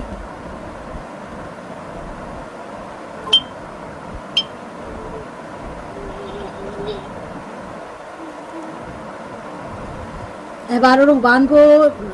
رب ماننے کی کیفیت ذرا مختلف تھی۔ حضرت عدی بن حاتم جنہوں نے عیسائیت سے اسلام قبول کیا تھا، اس پاک صلی اللہ علیہ وسلم کی خدمت میں حاضر ہوئے اور اس آیت کے بارے میں وضاحت کی درخواست کی، تو آپ نے فرمایا کہ وہ ان احبار و رہبان کی عبادت تو نہیں کرتے تھے، لیکن جب وہ کسی شے کو حلال قرار دیتے تو یہ اسے حلال مان لیتے، اور جب کسی شے کو حرام قرار دیتے تو اسے حرام مان لیتے۔ یعنی حلال و حرام کے بارے میں جو قانون سازی ہے وہ صرف اللہ کو حاصل ہے، تو کسی انسان کو یہ حق نہیں ہے کہ وہ اس بارے میں کوئی فیصلہ اپنی طرف سے صادر کر سکے۔ وما امروا الا ليعبدوا الها واحدا لا اله الا هو سبحانه عما يشركون، انہیں نہیں حکم دیا گیا مگر اس بات کا کہ وہ پوجیں صرف ایک الہ کو، نہیں ہے کوئی معبود اللہ کے سوا، وہ پاک ہے اس سے جو یہ شرک کر رہے ہیں، یہ چاہتے ہیں کہ اللہ کے نور کو بجھا دیں اپنے منہ کی پھوکوں سے، اور اللہ کو ہرگز منظور نہیں مگر یہ کہ وہ اپنے نور کا اتمام فرما کر رہے، چاہے وہ کافروں کو کتنا ہی ناگوار گزرے۔ وہی تو ہے جس نے بھیجا ہے اپنے رسول کو الہدا اور دین حق دے کر تاکہ غالب کر دے اسے کل کے کل دین نظام زندگی پر، خواہ یہ مشرکوں کو کتنا ہی ناگوار گزرے۔ اے اہل ایمان، یقیناً بہت سے علماء اور درویش ہڑپ کرتے ہیں لوگوں کے مال باطل طریقے سے اور روکتے ہیں لوگوں کو اللہ کے راستے سے، اور وہ لوگ جو جمع کرتے ہیں اپنے پاس سونا اور چاندی اور خرچ نہیں کرتے، اس کو اللہ کی راہ میں تو ان کو بشارت دیجیے دردناک عذاب کی. جس دن ان سونے اور چاندی کو تپایا جائے گا جہنم کی آگ میں اور پھر داغا جائے گا اس سے ان کی پیشانیوں، ان کے پہلوؤں اور ان کی پیٹھوں کو، اور ساتھ کہا جائے گا کہ یہ ہے جو تم نے اپنے لیے اکٹھا کیا تھا، تو چکھو اس کا مزہ، اس کا جو کچھ تم جمع کر رہے تھے. ان عدت الشہور عند اللہ 12 شہرا فی کتاب اللہ یوم خلق السماوات والارض، بے شک اللہ کے ہاں مہینوں کی تعداد 12 ہے اللہ کے قانون میں جس دن سے اس نے پیدا کیا آسمان اور زمین کو. ان میں سے 4 مہینے محترم ہیں، ان کو اشہر الحرام کہا جاتا ہے اور ان میں جنگ وغیرہ جائز نہیں. اور یہ 4 مہینے ہیں ذی القعدہ، ذی الحج، محرم اور رجب. یہی ہے سیدھا دین، تو ان کے معاملے میں اپنوں پر ظلم نہ کرو. یعنی کہ اللہ تعالیٰ نے جو اپنے قانون کے مطابق 4 مہینے محترم بنائے ہیں، ان مہینوں میں اپنوں پر ظلم نہ کرو. اور مشرکین سے سب مل کر جنگ کرو جیسے وہ سب اکٹھے ہو کر تم سے جنگ کرتے ہیں، اور جان لو کہ اللہ پرہیزگاروں کے ساتھ ہے. یہ مہینوں کو ہٹا کر آگے پیچھے کر لینا تو کفر میں ایک اضافہ ہے جس کے ذریعے سے گمراہی میں مبتلا کیے جاتے ہیں وہ لوگ جنہوں نے کفر کیا. 1 سال حلال کر لیتے ہیں اس مہینے کو اور 1 سال اسے حرام کر دیتے ہیں تاکہ تعداد پوری کریں اس کی جو اللہ نے حرام ٹھہرائے ہیں. اور اس طرح حلال کر لیتے ہیں وہ مہینہ جو اللہ نے حرام کیا. یعنی کہ مہینوں کی الٹ پھیر کرتے رہتے ہیں، اپنی مرضی سے کسی مہینے کو حلال کر لیتے ہیں، کسی مہینے کو حرام کر دیتے ہیں. اسی طرح ان کے لیے مزین کر دیے گئے ان کے برے اعمال، اور اللہ کافروں کو ہدایت نہیں دیتا.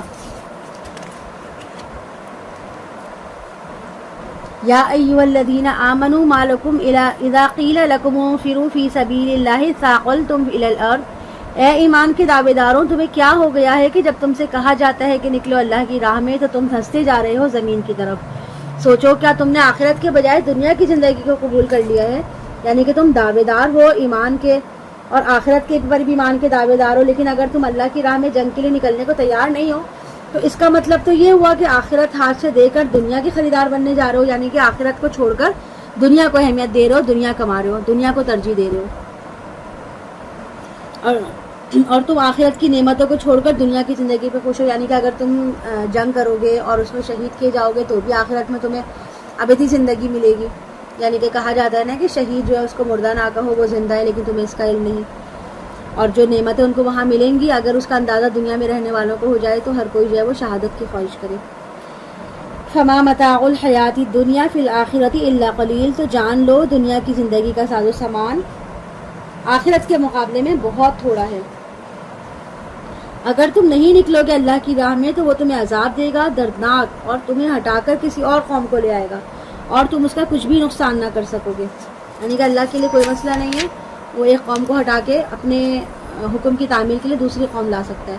نقصان سراسر انسان کا اپنا ہے. واللہ علی کل شیء قدیر، اور اللہ ہر چیز پر قادر ہے. اگر تم ان رسول اللہ کی مدد نہیں کرو گے تو کچھ پرواہ نہیں. اللہ نے تو ان کی اس وقت مدد کی تھی جب کافروں نے ان کو مکے سے نکال دیا تھا، اس حال میں کہ آپ 2 میں سے دوسرے تھے جبکہ وہ دونوں غار میں تھے. یعنی کہ صرف 2 اشخاص تھے نا غار میں، حضرت محمد صلی اللہ علیہ وسلم اور حضرت ابوبکر صدیق، جبکہ وہ اپنی ساتھی سے کہہ رہے تھے کہ غم نہ کرو اللہ ہمارے ساتھ ہے. جب حضرت ابوبکر صدیق نے کہا تھا کہ حضور صلی اللہ علیہ وسلم یہ لوگ تو غار کے دہانے پہ پہنچ گئے، اگر کسی نے ذرا بھی نیچے جھانک کر دیکھ لیا تو ہم نظر آ جائیں گے. حضرت محمد صلی اللہ علیہ وسلم نے کہا تھا کہ فکر نہیں کریں، غم مت کریں، اللہ ہمارے ساتھ ہے. تو اللہ نے اپنی سکینت نازل فرمائی حضرت محمد صلی اللہ علیہ وسلم پر اور ان کی مدد فرمائی ان لشکروں سے جنہیں تم نہیں دیکھتے، اور کافروں کی بات کو پست کر دیا. اس کا نتیجہ یہ نکلا کہ کافر جو تھے وہ زیر ہو گئے، یعنی ہار گئے، اور عرب جو ہے اس کے اندر اللہ کا دین غالب ہو گیا. اور اللہ ہی کا کلمہ سب سے اونچا ہے اور اللہ زبردست ہے اور حکمت والا ہے. انفروا خفافا وثقالا، نکلو چاہے ہلکے ہو یا بوجھل، یعنی کہ بوجھل دل کے ساتھ نکلو آمادگی یا آمادگی کے ساتھ نکلو. اب تو نکلنا پڑے گا، اب اللہ کے راستے میں نکلنا تو فرض عین ہو چکا ہے.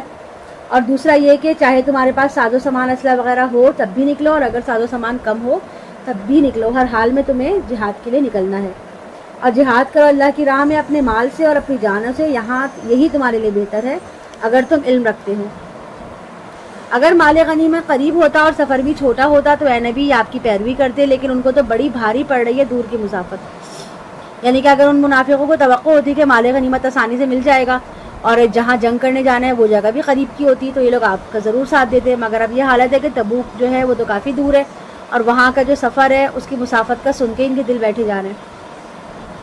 اور ان قریب یہ لوگ قسمیں کھائیں گے اللہ کی کہ اگر ہمارے اندر استطاعت ہوتی تو ہم ضرور نکلتے تم لوگوں کے ساتھ، یعنی کہ اپنی جھوٹی مجبوریوں کا رونا روئیں گے۔ یہ لوگ اپنے آپ کو ہلاک کر رہے ہیں اور اللہ کو معلوم ہے کہ یہ بالکل جھوٹے ہیں۔ اے نبی، اللہ آپ کو معاف فرمائے، آپ نے انہیں اجازت کیوں دی؟ یعنی کہ آپ صلی اللہ علیہ وسلم کے بعد کوئی منافق آیا، اپنی مجبوری کا بہانہ بنا کر اس نے جہاد سے رخصت چاہی، تو آپ تو بہت نرم مزاج تھے، آپ نے اجازت دے دی کہ چلو بھائی تمہاری مجبوری ہے تو تم جہاد نہ کرو۔ اب اس شخص کو تو کوئی سرٹیفکیٹ مل گیا، اس نے کہا کہ میں نے تو حضرت محمد صلی اللہ علیہ وسلم سے اجازت لی ہے کہ میں جہاد میں نہیں نکلوں گا، اور مگر اس اجازت کی ملنے سے اس کی منافقت کا پردہ چاک نہیں ہوا۔ اجازت نہ ملتی تو واضح طور پر معلوم ہو جاتا ہے کہ اس نے محمد صلی اللہ علیہ وسلم کے حکم کی نافرمانی کی۔ اس طرح کئی منافقین آئے اور اپنی مجبوریوں کا بہانہ بنا کے رخصت ہو گئے، یہاں تک کہ آپ صلی اللہ علیہ وسلم کے لیے واضح ہو جاتا ہے کہ کون لوگ سچے ہیں، اور آپ یہ بھی جان لیتے کہ کون جھوٹے ہیں۔ اور وہ لوگ جو اللہ پر اور یوم آخرت پر ایمان رکھتے ہیں، وہ آپ سے اجازت کی طالب ہو ہی نہیں سکتے کہ وہ جہاد نہ کریں اپنے مال اور اپنی جان کے ساتھ۔ سچے مومن جو ہوتے ہیں وہ ایسی صورتحال میں ایسا کبھی نہیں کرتے کہ وہ جہاد سے معافی کی درخواست کریں، کیونکہ وہ جانتے ہیں کہ جہاد فی سبیل اللہ جو ہے وہ ایمان کا لازمی تقاضا ہے۔ واللہ علیم بالمتقین، اور اللہ متقی بندوں سے خوب واقف ہے۔ انما یستأذنک الذین لا یؤمنون باللہ والیوم الآخر وارتابت قلوبہم، آپ صلی اللہ علیہ وسلم سے رخصت تو وہی مانگ رہے ہیں جو اللہ اور یوم آخر پر ایمان نہیں رکھتے اور ان کے دلوں میں شک پڑ گئے ہیں، اور وہ اپنی اس شک و شبہ کے اندر متردد ہیں، یعنی کہ کبھی ان کو مسلمانوں کے ساتھ چلنے میں مصلحت نظر آتی اور کہ نہ جانے سے ایمان کا ظاہری بھرم بھی چلا جائے گا، مگر فوری طور پر جب ان کو سفر کی سکن یاد آتی، مسافت کا مشقت یاد آتی، تو اس تصور سے ان کا دل بیٹھ جاتا، اور دنیا کے جو مفادات ہیں اس کا تصور ان کے پیروں کی بیڑی بن جاتا، اور پھر وہ جھوٹے بہانے بنانے شروع کر دیتے۔ وَلَوْ أَرَادُوا الْخُرُوجَ لَأَعَدُّوا لَهُ عُدَّةً، اور اگر انہوں نے نکلنے کا ارادہ کیا ہوتا تو ان کے لیے ساز و سامان ہم فراہم کرتے، یعنی کہ ایسے طویل اور کٹھن سفر کے لیے بھرپور تیاری کی ضرورت تھی، بہت سا ساز و سامان بھی چاہیے تھا، مگر اس کے لیے ان کی کوئی بھی تیاری نہ کرنا اور ہاتھ پر ہاتھ دھر کے بیٹھے رہنا خود ہی ثابت کرتا تھا کہ انہوں نے جانے کا ارادہ کیا ہی نہیں ہے، ورنہ اگر ان کا ارادہ ہوتا تو وہ کرتے۔ جیسے ہم کسی بھی طویل سفر کے لیے جاتے ہیں تو ہم جانے سے پہلے تیاری کرتے ہیں نا، بغیر تیاری کے تو نہیں نکلتے، کیونکہ ہمارا مضبوط ارادہ ہوتا ہے کہ ہمیں سفر کرنا ہے تو ہی ہم تیاری کرتے ہیں نا۔ لیکن ان کا کیا تھا کہ ان کو معلوم تھا کہ ان کو سفر کرنا ہے، پھر بھی انہوں نے کسی قسم کی کوئی تیاری نہیں کی، کیونکہ ان کا سفر کرنے کا ارادہ ہی نہیں تھا، یعنی کہ جہاد کرنے کا ارادہ ہی نہیں تھا۔ وَلَٰكِن كَرِهَ اللَّهُ بِعَاثَهُمْ فَثَبَّطَهُمْ وَقِيلَ اقْعُدُوا مَعَ الْقَاعِدِينَ، لیکن حقیقت یہ ہے کہ اللہ نے پسند ہی نہیں کیا ان کا اٹھنا، ان کا نکلنا، تو ان کو روک دیا اور کہہ دیا گیا کہ بیٹھے رہو، تم بھی بیٹھے رہنے والوں کے ساتھ ہو۔ اگر یہ نکلتے ہیں مسلمانوں تمہارے ساتھ تو ہرگز اضافہ نہ کرتے تمہارے لیے مگر خرابی ہی کا، یعنی کہ ان کے دلوں میں تو روک تھا، اگر یہ لوگ ساتھ چلے بھی جاتے تو کوئی نہ کوئی فتنہ اٹھاتے، لڑائی جھگڑا کرنے کی کوشش کرتے، سازشیں کرتے، تو ان کے نہ جانے میں بھی کوئی نہ کوئی بہتری پوشیدہ تھی، کیونکہ مسلمان جو ہے نا وہ ہر معاملے میں اللہ کی طرف سے خیر ہی کا طالب ہوتا ہے، اور وہ جانتے ہیں کہ اللہ تعالیٰ نے اگر کوئی معاملہ کیا ہے تو اس میں یقیناً خیر ہی خیر ہے، جبکہ منافق جو ہوتا ہے اس کے ہر حال میں شر ہی شر ہے۔ وَلَأَوْضَعُوا خِلَالَكُمْ يَبْغُونَكُمُ الْفِتْنَةَ، اور گھوڑے دوڑاتے تمہارے درمیان فتنہ پیدا کرنے کے لیے، اور تمہارے اندر ان کے جاسوس بھی ہیں اور اللہ ظالموں سے خوب واقف ہے، یعنی کہ تمہارے درمیان سادہ لو اور نیک مسلمان بھی ہیں جو منافقین کے بارے میں گمان رکھتے ہیں کہ وہ ہمارے ساتھ اگر اچھے بنے بیٹھے ہیں تو یقیناً وہ دل کے بھی اچھے ہوں گے، لیکن ان کو ان کی منافقت کا اندازہ نہیں ہے، اور اس کی وجہ سے کیا ہوتا ہے کہ وہ ان کے فتنوں کا شکار ہو جاتے ہیں۔ لَقَدِ ابْتَغَوُا الْفِتْنَةَ مِن قَبْلُ وَقَلَّبُوا لَكَ الْأُمُورَ حَتَّى جَاءَ الْحَقُّ وَظَهَرَ أَمْرُ اللَّهِ وَهُمْ كَارِهُونَ،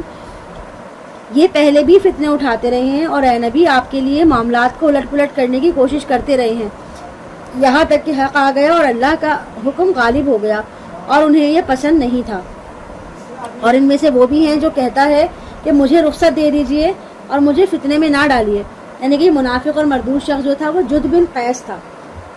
جب رسول اللہ صلی اللہ علیہ وسلم نے غزوہ تبوک کے لیے تیاری کا اعلان فرمایا تو یہ شخص آپ کے پاس حاضر ہوا اور مذاق اڑاتے ہوئے کے انداز میں کہنے لگا آپ صلی اللہ علیہ وسلم سے کہ رخصت مانگنے لگا کہ حضور مجھے تو رہنے ہی دیں، کیونکہ میں تو حسن پرست قسم کا انسان ہوں اور لشکر جا رہا ہے شام کے علاقے کی طرف، تو شام کے علاقے کی عورتیں تو بہت حسین ہوتی ہیں، تو میں اگر وہاں کی خوبصورت عورتوں کو دیکھ لوں گا تو خود پہ قابو ہی نہیں رکھ سکوں گا اور فتنے میں مبتلا ہو جاؤں گا، لہٰذا آپ مجھے اس فتنے میں مت ڈالیں، مجھے پیچھے رہنے دیں۔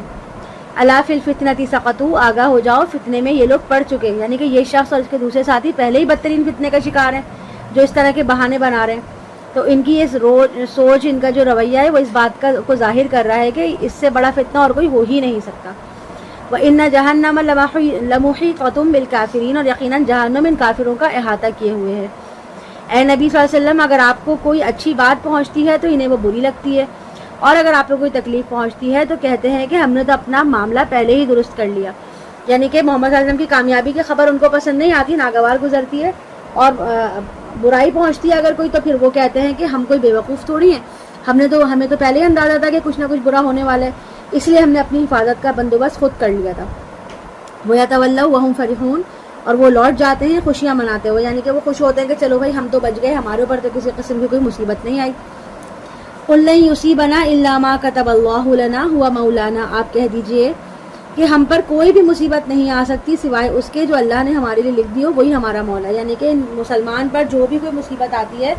وہ اللہ کی مرضی و اجازت سے آتی ہے، اور اس کی اجازت کے بغیر کائنات میں کوئی پتہ بھی نہیں ہل سکتا، اور اللہ ہی سب کا کارساز اور پروردگار ہے، اور اس بات پہ ہر مسلمان کو کامل یقین ہونا چاہیے۔ وَعَلَى اللَّهِ فَلْيَتَوَكَّلِ الْمُؤْمِنُونَ، اور اللہ پر ہی توکل کرنا چاہیے اہل ایمان کو۔ ان سے کہیے تم ہمارے بارے میں کس چیز کا انتظار کرتے ہو سوائے دو نہایت عمدہ چیزوں میں سے کسی ایک کے، یعنی کہ یا تو اگر شہید ہو گئے تو شہادت مل جائے گی، اور اگر غالب آ گئے تو غازی کہلائیں گے، یعنی دونوں صورتوں میں کامیابی جو ہے وہ مسلمانوں کی ہی ہے۔ وَنَحْنُ نَتَرَبَّصُ بِكُمْ أَن يُصِيبَكُمُ اللَّهُ بِعَذَابٍ مِّنْ عِندِهِ أَوْ بِأَيْدِينَا فَتَرَبَّصُوا إِنَّا مَعَكُمْ مُتَرَبِّصُونَ، اور اے منافقوں ہم منتظر ہیں تمہارے بارے میں کہ اللہ تمہیں پہنچائے کوئی عذاب اپنے پاس سے یا ہمارے ہاتھوں، تو تم بھی انتظار کرو، ہم بھی انتظار کر رہے ہیں۔ کہہ دیجئے چاہے خوشی سے کرو خرچ یا مجبوری سے، تم سے قبول نہیں کیا جائے گا اس لیے کہ تم نافرمان ہو۔ اور کچھ منافقین تھے، ان کا یہاں پہ دوسرا ان کا حربہ کا ذکر کیا جا رہا ہے کہ وہ اپنا کچھ مال لے کر آئے چندے کے طور پہ، اور بہانہ بنائے کہ میری تو مجبوری ہے، میں تو جہاد میں جا ہی نہیں سکتا، آپ مجھے رخصت دے دیں، اور ایسا کریں کہ یہ ساز و سامان قبول کر لیں۔ تو ایسی صورت میں فرمایا جا رہا ہے کہ جب جہاد کے لیے تمہارا نکلنا فرض عین ہے تو اس صورتحال میں روپیہ پیسہ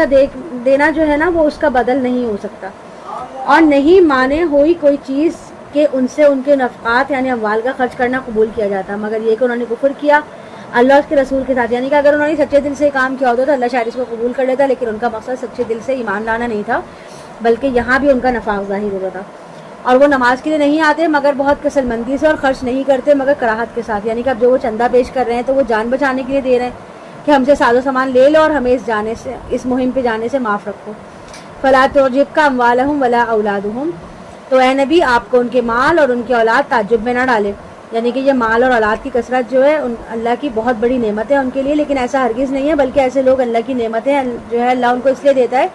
کہ ان کا حساب اسی دنیا میں بے باک ہو جائے اور آخرت میں ان کے لیے کچھ نہ بچے۔ اور ایسا بھی ہوتا ہے کہ بعض اوقات دنیا کی نعمتوں کو اللہ جو ہے انسان کے لیے باعث عذاب بنا دیتا ہے، کیونکہ وہ اس سے مبتلا ہو کر آخرت کو بھول جاتا ہے نا، تو پھر ظاہر آخرت میں اس کے لیے عذاب تیار ہو جاتا ہے۔ انما یرید اللہ لیعذبہم بہا فی الحیاۃ الدنیا وتزہق انفسہم وہم کافرون، اللہ تو چاہتا ہے کہ انہی چیزوں کے ذریعے سے انہیں دنیا کے عذاب میں مبتلا کر دے اور ان کی جانیں نکلے اسی کفر کی حالت میں۔ یعنی کہ اللہ کی طرف سے ایسے حالات بھی پیدا ہو سکتے ہیں کہ یہی اولاد جن کو وہ بڑے لاڈ پیار سے ارمانوں سے پال پوس کے بڑے کر رہے ہیں تو ان کے لیے سوہانے روح بن جائیں، یہی مال و دولت جسے وہ جان جوکھوں میں ڈال کے جمع کر رہے ہیں ان کے لیے جان کا وبال ثابت ہو جائے۔ اور اللہ تو چاہتا ہے کہ یہ لوگ دنیا کی زندگی میں اپنی دولت میں ہی لپٹے رہیں، اسی میں کھو جائیں، اپنی اولاد کی محبت میں قدر مگن ہو جائیں کہ جیتے جی انہیں آنکھ کھول کر حق کو دیکھنے اور پہچانے کی فرصت ہی نصیب نہ ہو، اور اسی حالت میں یہ لوگ جو ہے وہ آخرت کے عذاب کے مستحق ہو جائیں۔ اور وہ قسمیں کھا کھا کر کہتے ہیں کہ ہم بھی آپ لوگوں کے ساتھ ہیں، لیکن اے مسلمانوں حقیقت میں یہ لوگ تم میں سے نہیں ہیں، بلکہ اصل میں یہ ڈرے ہوئے لوگ ہیں، یعنی کہ یہ لوگ اسلام کے غلبے سے خوفزدہ ہیں کہ اگر مسلمان جو ہے وہ غالب ہو گئے تو ہمارا کیا ہوگا۔ لو یجدون ملجأ او مغارات او مدخلا لولوا الیہ وہم یجمحون، اگر یہ پالیں کہیں کوئی پناہ گاہ یا کوئی غار یا کوئی سر چھپانے کی جگہ تو یہ اس کی طرف بھاگ جائیں اپنی رسیاں چھڑا کر، جیسے کوئی جانور ہوتا ہے نا وہ خوف کے مارے رسی توڑا کے بھاگتا ہے، تو یہی کیفیت ان پر بھی طاری ہے۔ اور اے نبی صلی اللہ علیہ وسلم ان میں سے وہ بھی ہیں جو آپ پر الزام لگاتے ہیں صدقات کے بارے میں، یعنی کہ وہ کہتے تھے کہ زکوٰۃ و صدقات کا مال جو ہے رسول اللہ صلی اللہ علیہ وسلم تقسیم فرماتے تھے، تو ایک دفعہ یوں ہوا کہ مال کی تقسیم کے دوران ایک منافق نے آپ کو ٹوک دیا کہ اے محمد انصاف سے تقسیم کیجیے، اور اس کی مراد یہ تھی کہ آپ ناانصافی کر رہے ہیں، تو اس پر حضور صلی اللہ علیہ وسلم کو غصہ آیا اور آپ نے فرمایا تم برباد ہو جاؤ، اگر میں عدل نہیں کروں گا تو اور کون کرے گا۔ اس پہ کہا جا رہا ہے کہ تو اگر اس میں سے انہیں خاطر خواہ دے دیا جائے تو یہ راضی رہتے ہیں، اور اگر اس میں انہیں قدر نہ ان کی مرضی کے مطابق نہ دیا جائے تو وہ فوراً ناراض ہو جاتے ہیں، اور اگر وہ راضی رہتے ہیں اس پر جو کچھ دیا انہیں اللہ نے اور اس کے رسول نے، اور وہ کہتے ہیں کہ اللہ ہمارے لیے کافی ہے، عنقریب اللہ اس کے رسول ہمیں پھر بھی اپنے فضل سے نوازتے رہیں گے، یقیناً ہم اللہ کی طرف رغبت کرنے والے ہیں، تو ان کے حق میں یہ بہتر ہوتا ہے، یعنی کہ وہ ان کی سوچ مثبت ہوتی اور وہ اللہ اور رسول کے بارے میں اچھا گمان رکھتے تو ان کے لیے بہتر ہوتا۔ اب آگے جو آیت ہے وہ زکوٰۃ کے مصارف ہے کہ کن کن لوگوں کو زکوٰۃ دینی چاہیے۔ انما الصدقات للفقراء والمساکین والعاملین علیہا، صدقات تو بس مفلسوں اور محتاجوں اور عاملین صدقات کے لیے، یعنی صدقات سے مراد یہاں پہ زکوٰۃ ہے، اور عاملین جو ہے اس میں محکمہ زکوٰۃ کے چھوٹے بڑے تمام ملازمین شامل ہیں جو زکوٰۃ اکٹھی کرنے اور ان کا حساب رکھنے اور مستحقین میں تقسیم کرنے کے لیے کام کرتے ہیں، اور ان سب ملازمین کی تنخواہیں جو اسی زکوٰۃ سے دی جائیں گی۔ والمؤلفۃ قلوبہم، اور ان کے لیے جن کی تالیف قلوب مطلوب ہو، یعنی کہ دین کی تالیف کے لیے، جب کوئی دین میں نئے نئے لوگ آتے ہیں تو دین کے غلبے کے لیے جو ہے وہ زکوٰۃ کی رقم استعمال کی جاتی ہے۔ تو پہلے جب دین کی تحریک اور دعوت چل رہی ہو تو معاشرے کے بعد صاحب حیثیت افراد جو ہیں تالیف قلوب کے لیے زکوٰۃ کی رقم استعمال کی جا سکتی ہے، تاکہ ایسے لوگوں کو کچھ دے دلا کر ان کی مخالفت کا زور کم کیا جائے۔ لیکن فقہا کے نزدیک جو ہے نا غالب ہو جانے کے بعد یہ مدت ختم ہو گئی، لیکن اب پھر بھی اگر کسی قسم کی صورتحال درپیش ہو تو یہ مد پھر سے بحال ہو جائے گی۔ اور پھر رقاب والغارمین، اور گردن چھڑانے میں اور جس پر تاوان پڑا ہو ان کے لیے، یعنی کہ ایسا شخص جو مقروض ہو اور قرض کے بوجھ سے نکلنا اس کے لیے قدرت ہی نہ رکھتا ہو کہ وہ قرض کے بوجھ سے نکل سکے، تو اس شخص کے اوپر تاوان پڑ گیا ہو، تو ایسے لوگوں کی گلو خلاصی کے لیے زکوٰۃ کی رقم دی جا سکتی ہے۔ اور اس کے بعد وفی سبیل اللہ، یعنی کہ اللہ کی راہ میں جو لوگ جہاد کر رہے ہیں، اقامت دین کی جدوجہد کر رہے ہیں، وہاں بھی رقم جو ہے وہ خرچ کی جا سکتی ہے۔ لیکن اولین ترجیح جو ہے وہ مستحقین اور غربا اور یتامہ مساکین اور بیوائیں ہیں ہونی چاہیے جو واقعی محتاج ہو۔ البتہ اگر زکوٰۃ کی کچھ رقم ایسے لوگوں کی مد میں بچ جائے تو وہ دین کے دوسرے کاموں میں صرف کی جا سکتی ہے۔ وابن السبیل فریضۃ من اللہ واللہ علیم حکیم، اور مسافروں کی امداد میں یہ اللہ کی طرف سے معین ہو گیا ہے، اللہ سب کچھ جاننے والا اور حکمت والا ہے۔ اور ان میں وہ لوگ بھی ہیں جو نبی کو ایذا پہنچاتے ہیں اور کہتے ہیں یہ تو نرے کان ہیں، مراد یہ کہ یہ ہر ایک کی بات سن لیتے ہیں، اور جو بھی ہم میں سے جھوٹا سچا بہانہ بناتے ہیں اسے مان لیتے ہیں، گویا بالکل ہی بے بصیرت ہیں، اور ایسی باتیں کر کے وہ رسول اللہ صلی اللہ علیہ وسلم کی توہین کرتے تھے اور آپ کو اذیت پہنچاتے تھے۔ قل اذن خیر لکم یؤمن باللہ ویؤمن للمؤمنین، آپ کہیے کہ یہ کان تمہاری بہتری کے لیے ہیں، وہ یقین رکھتے ہیں اللہ پر اور بات مان لیتے ہیں اہل ایمان کی، یعنی ہمارے رسول جانتے ہیں کہ تم جھوٹ بول رہے ہو، مگر یہ ان کی شرافت اور مروت ہے کہ وہ تمہاری جھوٹی باتوں کو سن کر بھی تم سے یہ نہیں کہتے کہ تم جھوٹ بول رہے ہو۔ عام حالات میں ہوتا ہے نا کہ ہمیں کسی کی جھوٹ کا اندازہ ہو جائے تو ہم فوراً کہہ دیتے ہیں کہ تم جھوٹ بول رہے ہو، جھوٹ نہ بولو، لیکن محمد صلی اللہ علیہ وسلم ایسا نہیں کرتے تھے، وہ پول نہیں کھولتے تھے کسی کی۔ اور تمہاری حماقت کی انتہا یہ ہے کہ تم اپنے ذوم میں رسول صلی اللہ علیہ وسلم کو دھوکہ دے رہے ہو، تم لوگوں کو اللہ کے رسول کی بصیرت کا اندازہ ہی نہیں ہے، یعنی کہ اگر محمد صلی اللہ علیہ وسلم یہ کر رہے ہیں تو اس کے پیچھے یقیناً کوئی نہ کوئی بصیرت ہے، کوئی حکمت ہے۔ وَرَحْمَةٌ لِّلَّذِينَ آمَنُوا مِنكُمْ، اور جو کوئی تم میں سے واقعی مومن ہے ان کے حق میں رحمت ہے، اور جو ایذا پہنچاتے ہیں اللہ کے رسول کو ان کے لیے بڑا دردناک عذاب ہے۔ اے مسلمانوں، یہ تمہارے سامنے اللہ کی قسمیں کھاتے ہیں تاکہ تمہیں راضی کریں، اللہ اور اس کے رسول اس بات کے زیادہ حقدار ہیں کہ وہ انہیں راضی کریں اگر واقعی وہ مومن ہے۔ کیا وہ نہیں جانتے جو کوئی بھی اللہ اور اس کے رسول کا مقابلہ کرے گا تو اس کے لیے جہنم کی آگ ہے جس میں وہ ہمیشہ ہمیشہ رہے گا، اور یہ بہت بڑی رسوائی ہے۔ یہ منافق ڈرتے ہیں کہ کہیں مسلمانوں پر کوئی ایسی صورت نازل نہ ہو جائے جو ان کو ہمارے دلوں کا حال بتا دے، یعنی کہ ان کے دل میں چور تھا نا تو ان کو دھڑکا لگا رہتا تھا کہ کہیں وحی کے ذریعے ان کے جھوٹ کا پردہ چاک نہ ہو جائے۔ آپ کہیے کہ ابھی تم استہزاء کرتے رہو، یقیناً ایک وقت آئے گا کہ اللہ ظاہر کر کے رہے گا جس سے تم ڈر رہے ہو، اور اگر آپ صلی اللہ علیہ وسلم ان سے پوچھیں گے تو کہیں گے ہم تو یوں ہی بات چیت اور دل لگی کر رہے تھے۔ آپ کہیے کیا تم اللہ، اس کی آیات اور اس کے رسول کے ساتھ استہزاء کر رہے تھے؟ اب بہانے مت بناؤ، تم کفر کر چکے ہو اپنے ایمان کے بعد۔ اب اگر تمہاری ایک جماعت سے درگزر ہم کر بھی لیں گے تو کسی دوسری جماعت کو عذاب بھی دیں گے، اس لیے کہ وہ مجرم ہے، یعنی کہ اب وہ وقت آ رہا ہے کہ تمہیں تمہارے کرتوتوں کی سزائیں مل جائیں۔ المنافقون والمنافقات بعضهم من بعض، منافق مرد اور منافق عورتیں سب ایک دوسرے میں سے ہیں، یعنی کہ سب کے آپس میں گٹھ جوڑ ہیں، اندر سب ایک ہیں، بظاہر سب الگ نظر آ رہے ہیں لیکن اندر سے سب ایک ہیں۔ یہ بدی کا حکم دیتے ہیں اور نیکی سے روکتے ہیں، یعنی کہ یہ دوسروں سے ہمدردی جتا کر انہیں روکنے کی کوشش کرتے ہیں نیکیوں سے، کہ دیکھو اپنے خون پسینے کی کمائی کو ادھر ادھر مت ضائع کرو، اپنے بال بچوں کے لیے، ان کے مستقبل کے لیے سنبھال کے رکھو، کیوں تم اس کو اتنا خرچ کر رہے ہو اللہ کے راستے میں۔ وَيَقْبِضُونَ أَيْدِيهِمْ، اور وہ اپنے ہاتھوں کو بند رکھتے ہیں، یعنی کہ وہ خود بھی اللہ کے راستے میں خرچ نہیں کرتے۔ اللہ نے ان کو بھلا دیا تو اللہ کو انہوں نے بھلا دیا تو اللہ نے بھی ان کو نظر انداز کر دیا. یقیناً یہ منافق ہی نافرمان ہے. یعنی جو اللہ کو بھلا دیتا ہے اللہ اس کو بھی بھلا دیتا ہے, جو اللہ کو یاد رکھتا ہے اللہ اس کو یاد رکھتا ہے. اللہ نے وعدہ کیا ہے ان منافق مردوں, منافق عورتوں اور تمام کفار سے جہنم کی آگ کا, جس میں وہ ہمیشہ ہمیشہ رہیں گے. بس وہی ان کے لیے کفایت کرے گا, اور اللہ نے ان پر لعنت فرما دی ہے اور ان کے لیے عذاب ہے قائم رہنے والا, ایسا عذاب جس کی شدت کبھی کم نہ ہوگی. تم منافق لوگ ان لوگوں کی مانند ہو جو تم سے پہلے تھے. وہ تم سے کہیں بڑھ کر تھے طاقت میں اور کہیں زیادہ تھے مال میں, تو انہوں نے اپنے حصے سے فائدہ اٹھا لیا. اب تم نے بھی اپنے حصے سے فائدہ اٹھا لیا, یعنی کہ تمہاری مہلت جو ہے وہ ختم ہونے والی ہے اور بہت جلد تم اپنے انجام کو پہنچنے والے ہو. اور جیسے کہ ان لوگوں نے اپنے حصے کا فائدہ اٹھایا تھا جو تم سے پہلے تھے, اور ویسے ہی بحثوں میں تم بھی پڑے ہو جیسی بحثوں میں وہ پڑے تھے, یعنی تم نے بھی ان کی والی ہی روش اختیار کی ہے. یہ وہ لوگ ہیں جن کے تمام اعمال دنیا اور آخرت میں ضائع ہوگا, اور یہی لوگ ہیں جو خسارے میں رہنے والے ہیں. کیا ان کے پاس ان لوگوں کی خبریں نہیں آ چکی جو ان سے پہلے تھے, قوم نوح, عاد, سمود اور قوم ابراہیم اور مدین کے لوگ, اور ان بستیوں کی خبریں جو الٹ دی گئیں. ان کے پاس آئے ان کے رسول واضح نشانیاں یا احکام لے کر, پس اللہ ان پر ظلم کرنے والا نہیں تھا بلکہ وہ خود ہی اپنے اوپر ظلم ڈھاتے رہے. اور اے ایمان والو, مرد اور ایمان والی عورتیں یہ سب ایک دوسرے کے ساتھی ہیں. وہ نیکی کا حکم دیتے ہیں, بدی سے روکتے ہیں, نماز قائم کرتے ہیں, زکوٰۃ ادا کرتے ہیں. یہی وہ لوگ ہیں جن پر اللہ رحمت فرمائے گا. یقیناً اللہ زبردست اور حکمت والا ہے. اللہ نے وعدہ کیا ہے مومن مردوں اور مومن عورتوں سے ان باغات کا جن کے نیچے ندیاں بہتی ہوں گی اور وہ اس میں ہمیشہ ہمیشہ رہیں گے. بہت عمدہ مکانات کا وعدہ ہمیشہ رہنے والے باغات میں, اور اللہ کی رضا تو سب سے بڑی نعمت ہے. یہی تو ہے سب سے بڑی کامیابی. اے نبی جہاد کیجئے کفار اور منافقین سے اور ان پر سختی کیجئے, اور ان کا ٹھکانہ جہنم ہے اور وہ بہت بری جگہ ہے. اور وہ اللہ کی قسم کھا کر کہتے ہیں کہ انہوں نے یہ بات نہیں کی, حالانکہ انہوں نے کہا کفر کا کلمہ, اور وہ کفر کر چکے اپنے اسلام کے بعد, اور انہوں نے یہ ارادہ کیا اس شے کا جو وہ حاصل نہ کر سکے. اور یہ لوگ اپنے انات کا مظاہرہ نہیں کر رہے مگر اس لیے کہ اللہ اس کے رسول نے ان کو غنی کر دیا اپنے فضل سے. اب یہ لوگ اگر توبہ بھی کر لیں تو ان کے لیے بہتر ہے, اور اگر وہ پیٹھ موڑیں گے تو اللہ انہیں بہت دردناک عذاب دے گا, دنیا میں بھی اور آخرت میں بھی. اور پوری زمین میں ان کا نہ کوئی دوست ہوگا نہ ہی کوئی ان کا مددگار ہوگا.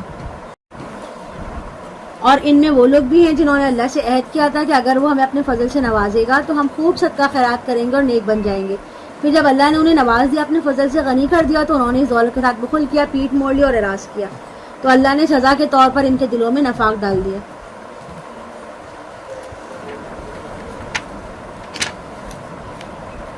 اور یہ نفاق اب رہے گا اس دن تک جس دن یہ لوگ ملاقات کریں گے اللہ سے, بسبب اس وعدہ خلافی کے جو انہوں نے اللہ سے کی, اور بسبب اس جھوٹ کے جو وہ بولتے رہے. کیا انہیں معلوم نہیں تھا کہ اللہ جانتا ہے ان کے بھیدوں کو, ان کی سرگوشیوں کو, اور یہ کہ اللہ تمام غیب کا جاننے والا ہے.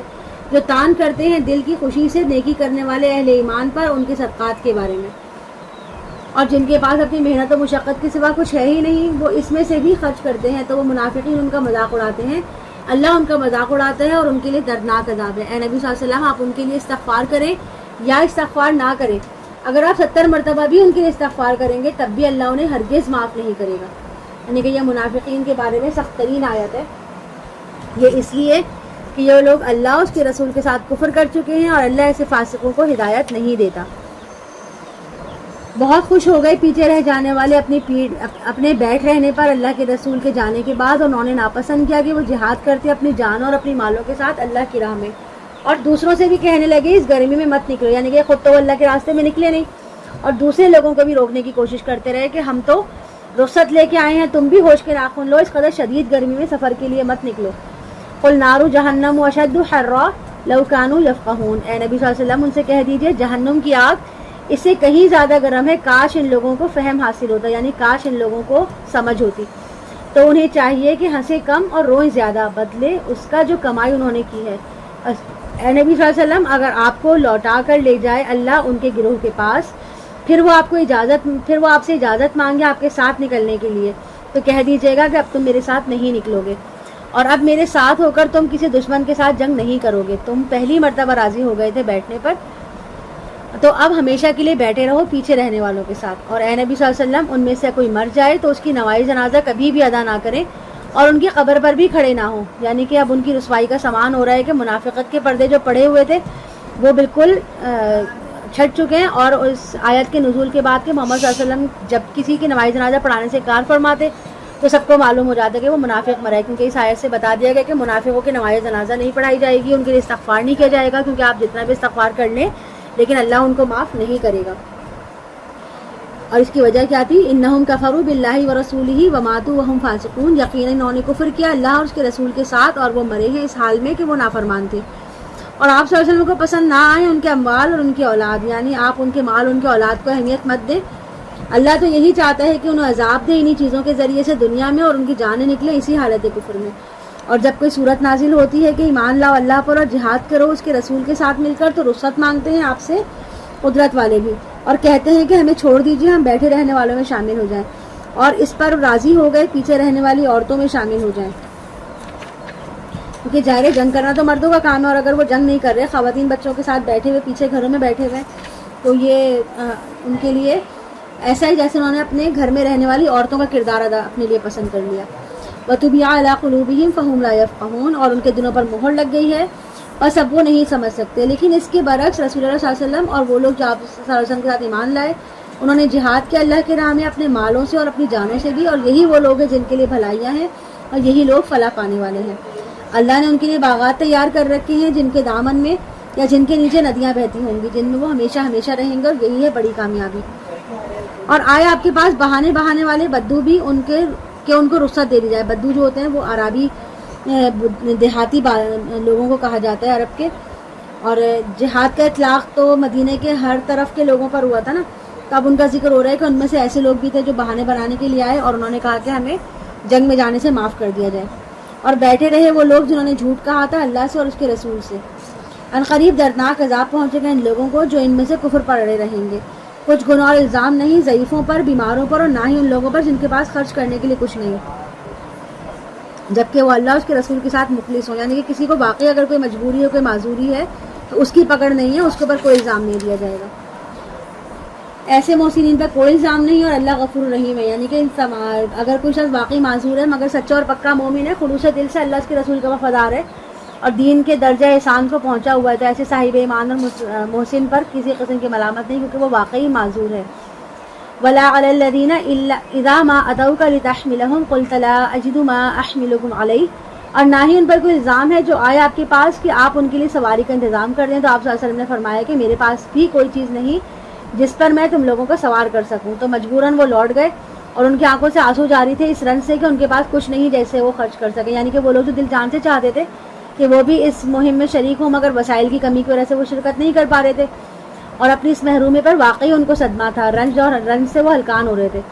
اور ایک طرف ایسے سچے مومن تھے اور دوسری طرف ایسے لوگ تھے جو صاحب حیثیت تھے، سب کچھ ان کے پاس موجود تھا، وسائل ذرائع کی کمی بھی نہیں تھی، تندرست و توانا بھی تھے، لیکن اس کے باوجود بھی وہ اللہ کے راستے پہ نکلنے کے لیے تیار نہیں تھے. انما السبیل علی الذین یستأذنونک وهم اغنیاء رضوا بأن یکونوا مع الخوالف وطبع اللہ علی قلوبہم فہم لا یعلمون. الزام تو ان لوگوں پر ہے جو آپ صلی اللہ علیہ وسلم سے رخصت مانگتے ہیں جبکہ وہ غنی مالدار ہیں، وہ راضی ہو گئے اس پر کہ ہو جائیں پیچھے رہنے والی عورتوں کے ساتھ، اور اللہ نے ان کے دلوں پر مہر کر دی ہے، بس وہ صحیح علم سے بے بہرہ ہو چکے ہیں. یہاں پر الحمدللہ پارہ نمبر 10 مکمل ہو گیا. کل انشاءاللہ پارہ نمبر 11 شروع کریں گے. سبحانک اللہم و بحمدک اشہد ان لا الہ الا انت استغفرک و اتوب الیک. رب ارحمہما کما ربیانی صغیرا. ربنا ظلمنا انفسنا وان لم تغفر لنا وترحمنا لنکونن من الخاسرین. ربنا ظلمنا انفسنا وان لم تغفر لنا وترحمنا لنکونن من الخاسرین. ربنا لا تزغ قلوبنا بعد إذ هديتنا وهب لنا من لدنك رحمة إنك أنت الوهاب. ربنا تقبل منا إنك أنت السميع العليم وتب علينا وتب علينا وتب علينا إنك أنت التواب الرحيم. آمين رب العالمين. السلام عليكم ورحمة الله وبركاته.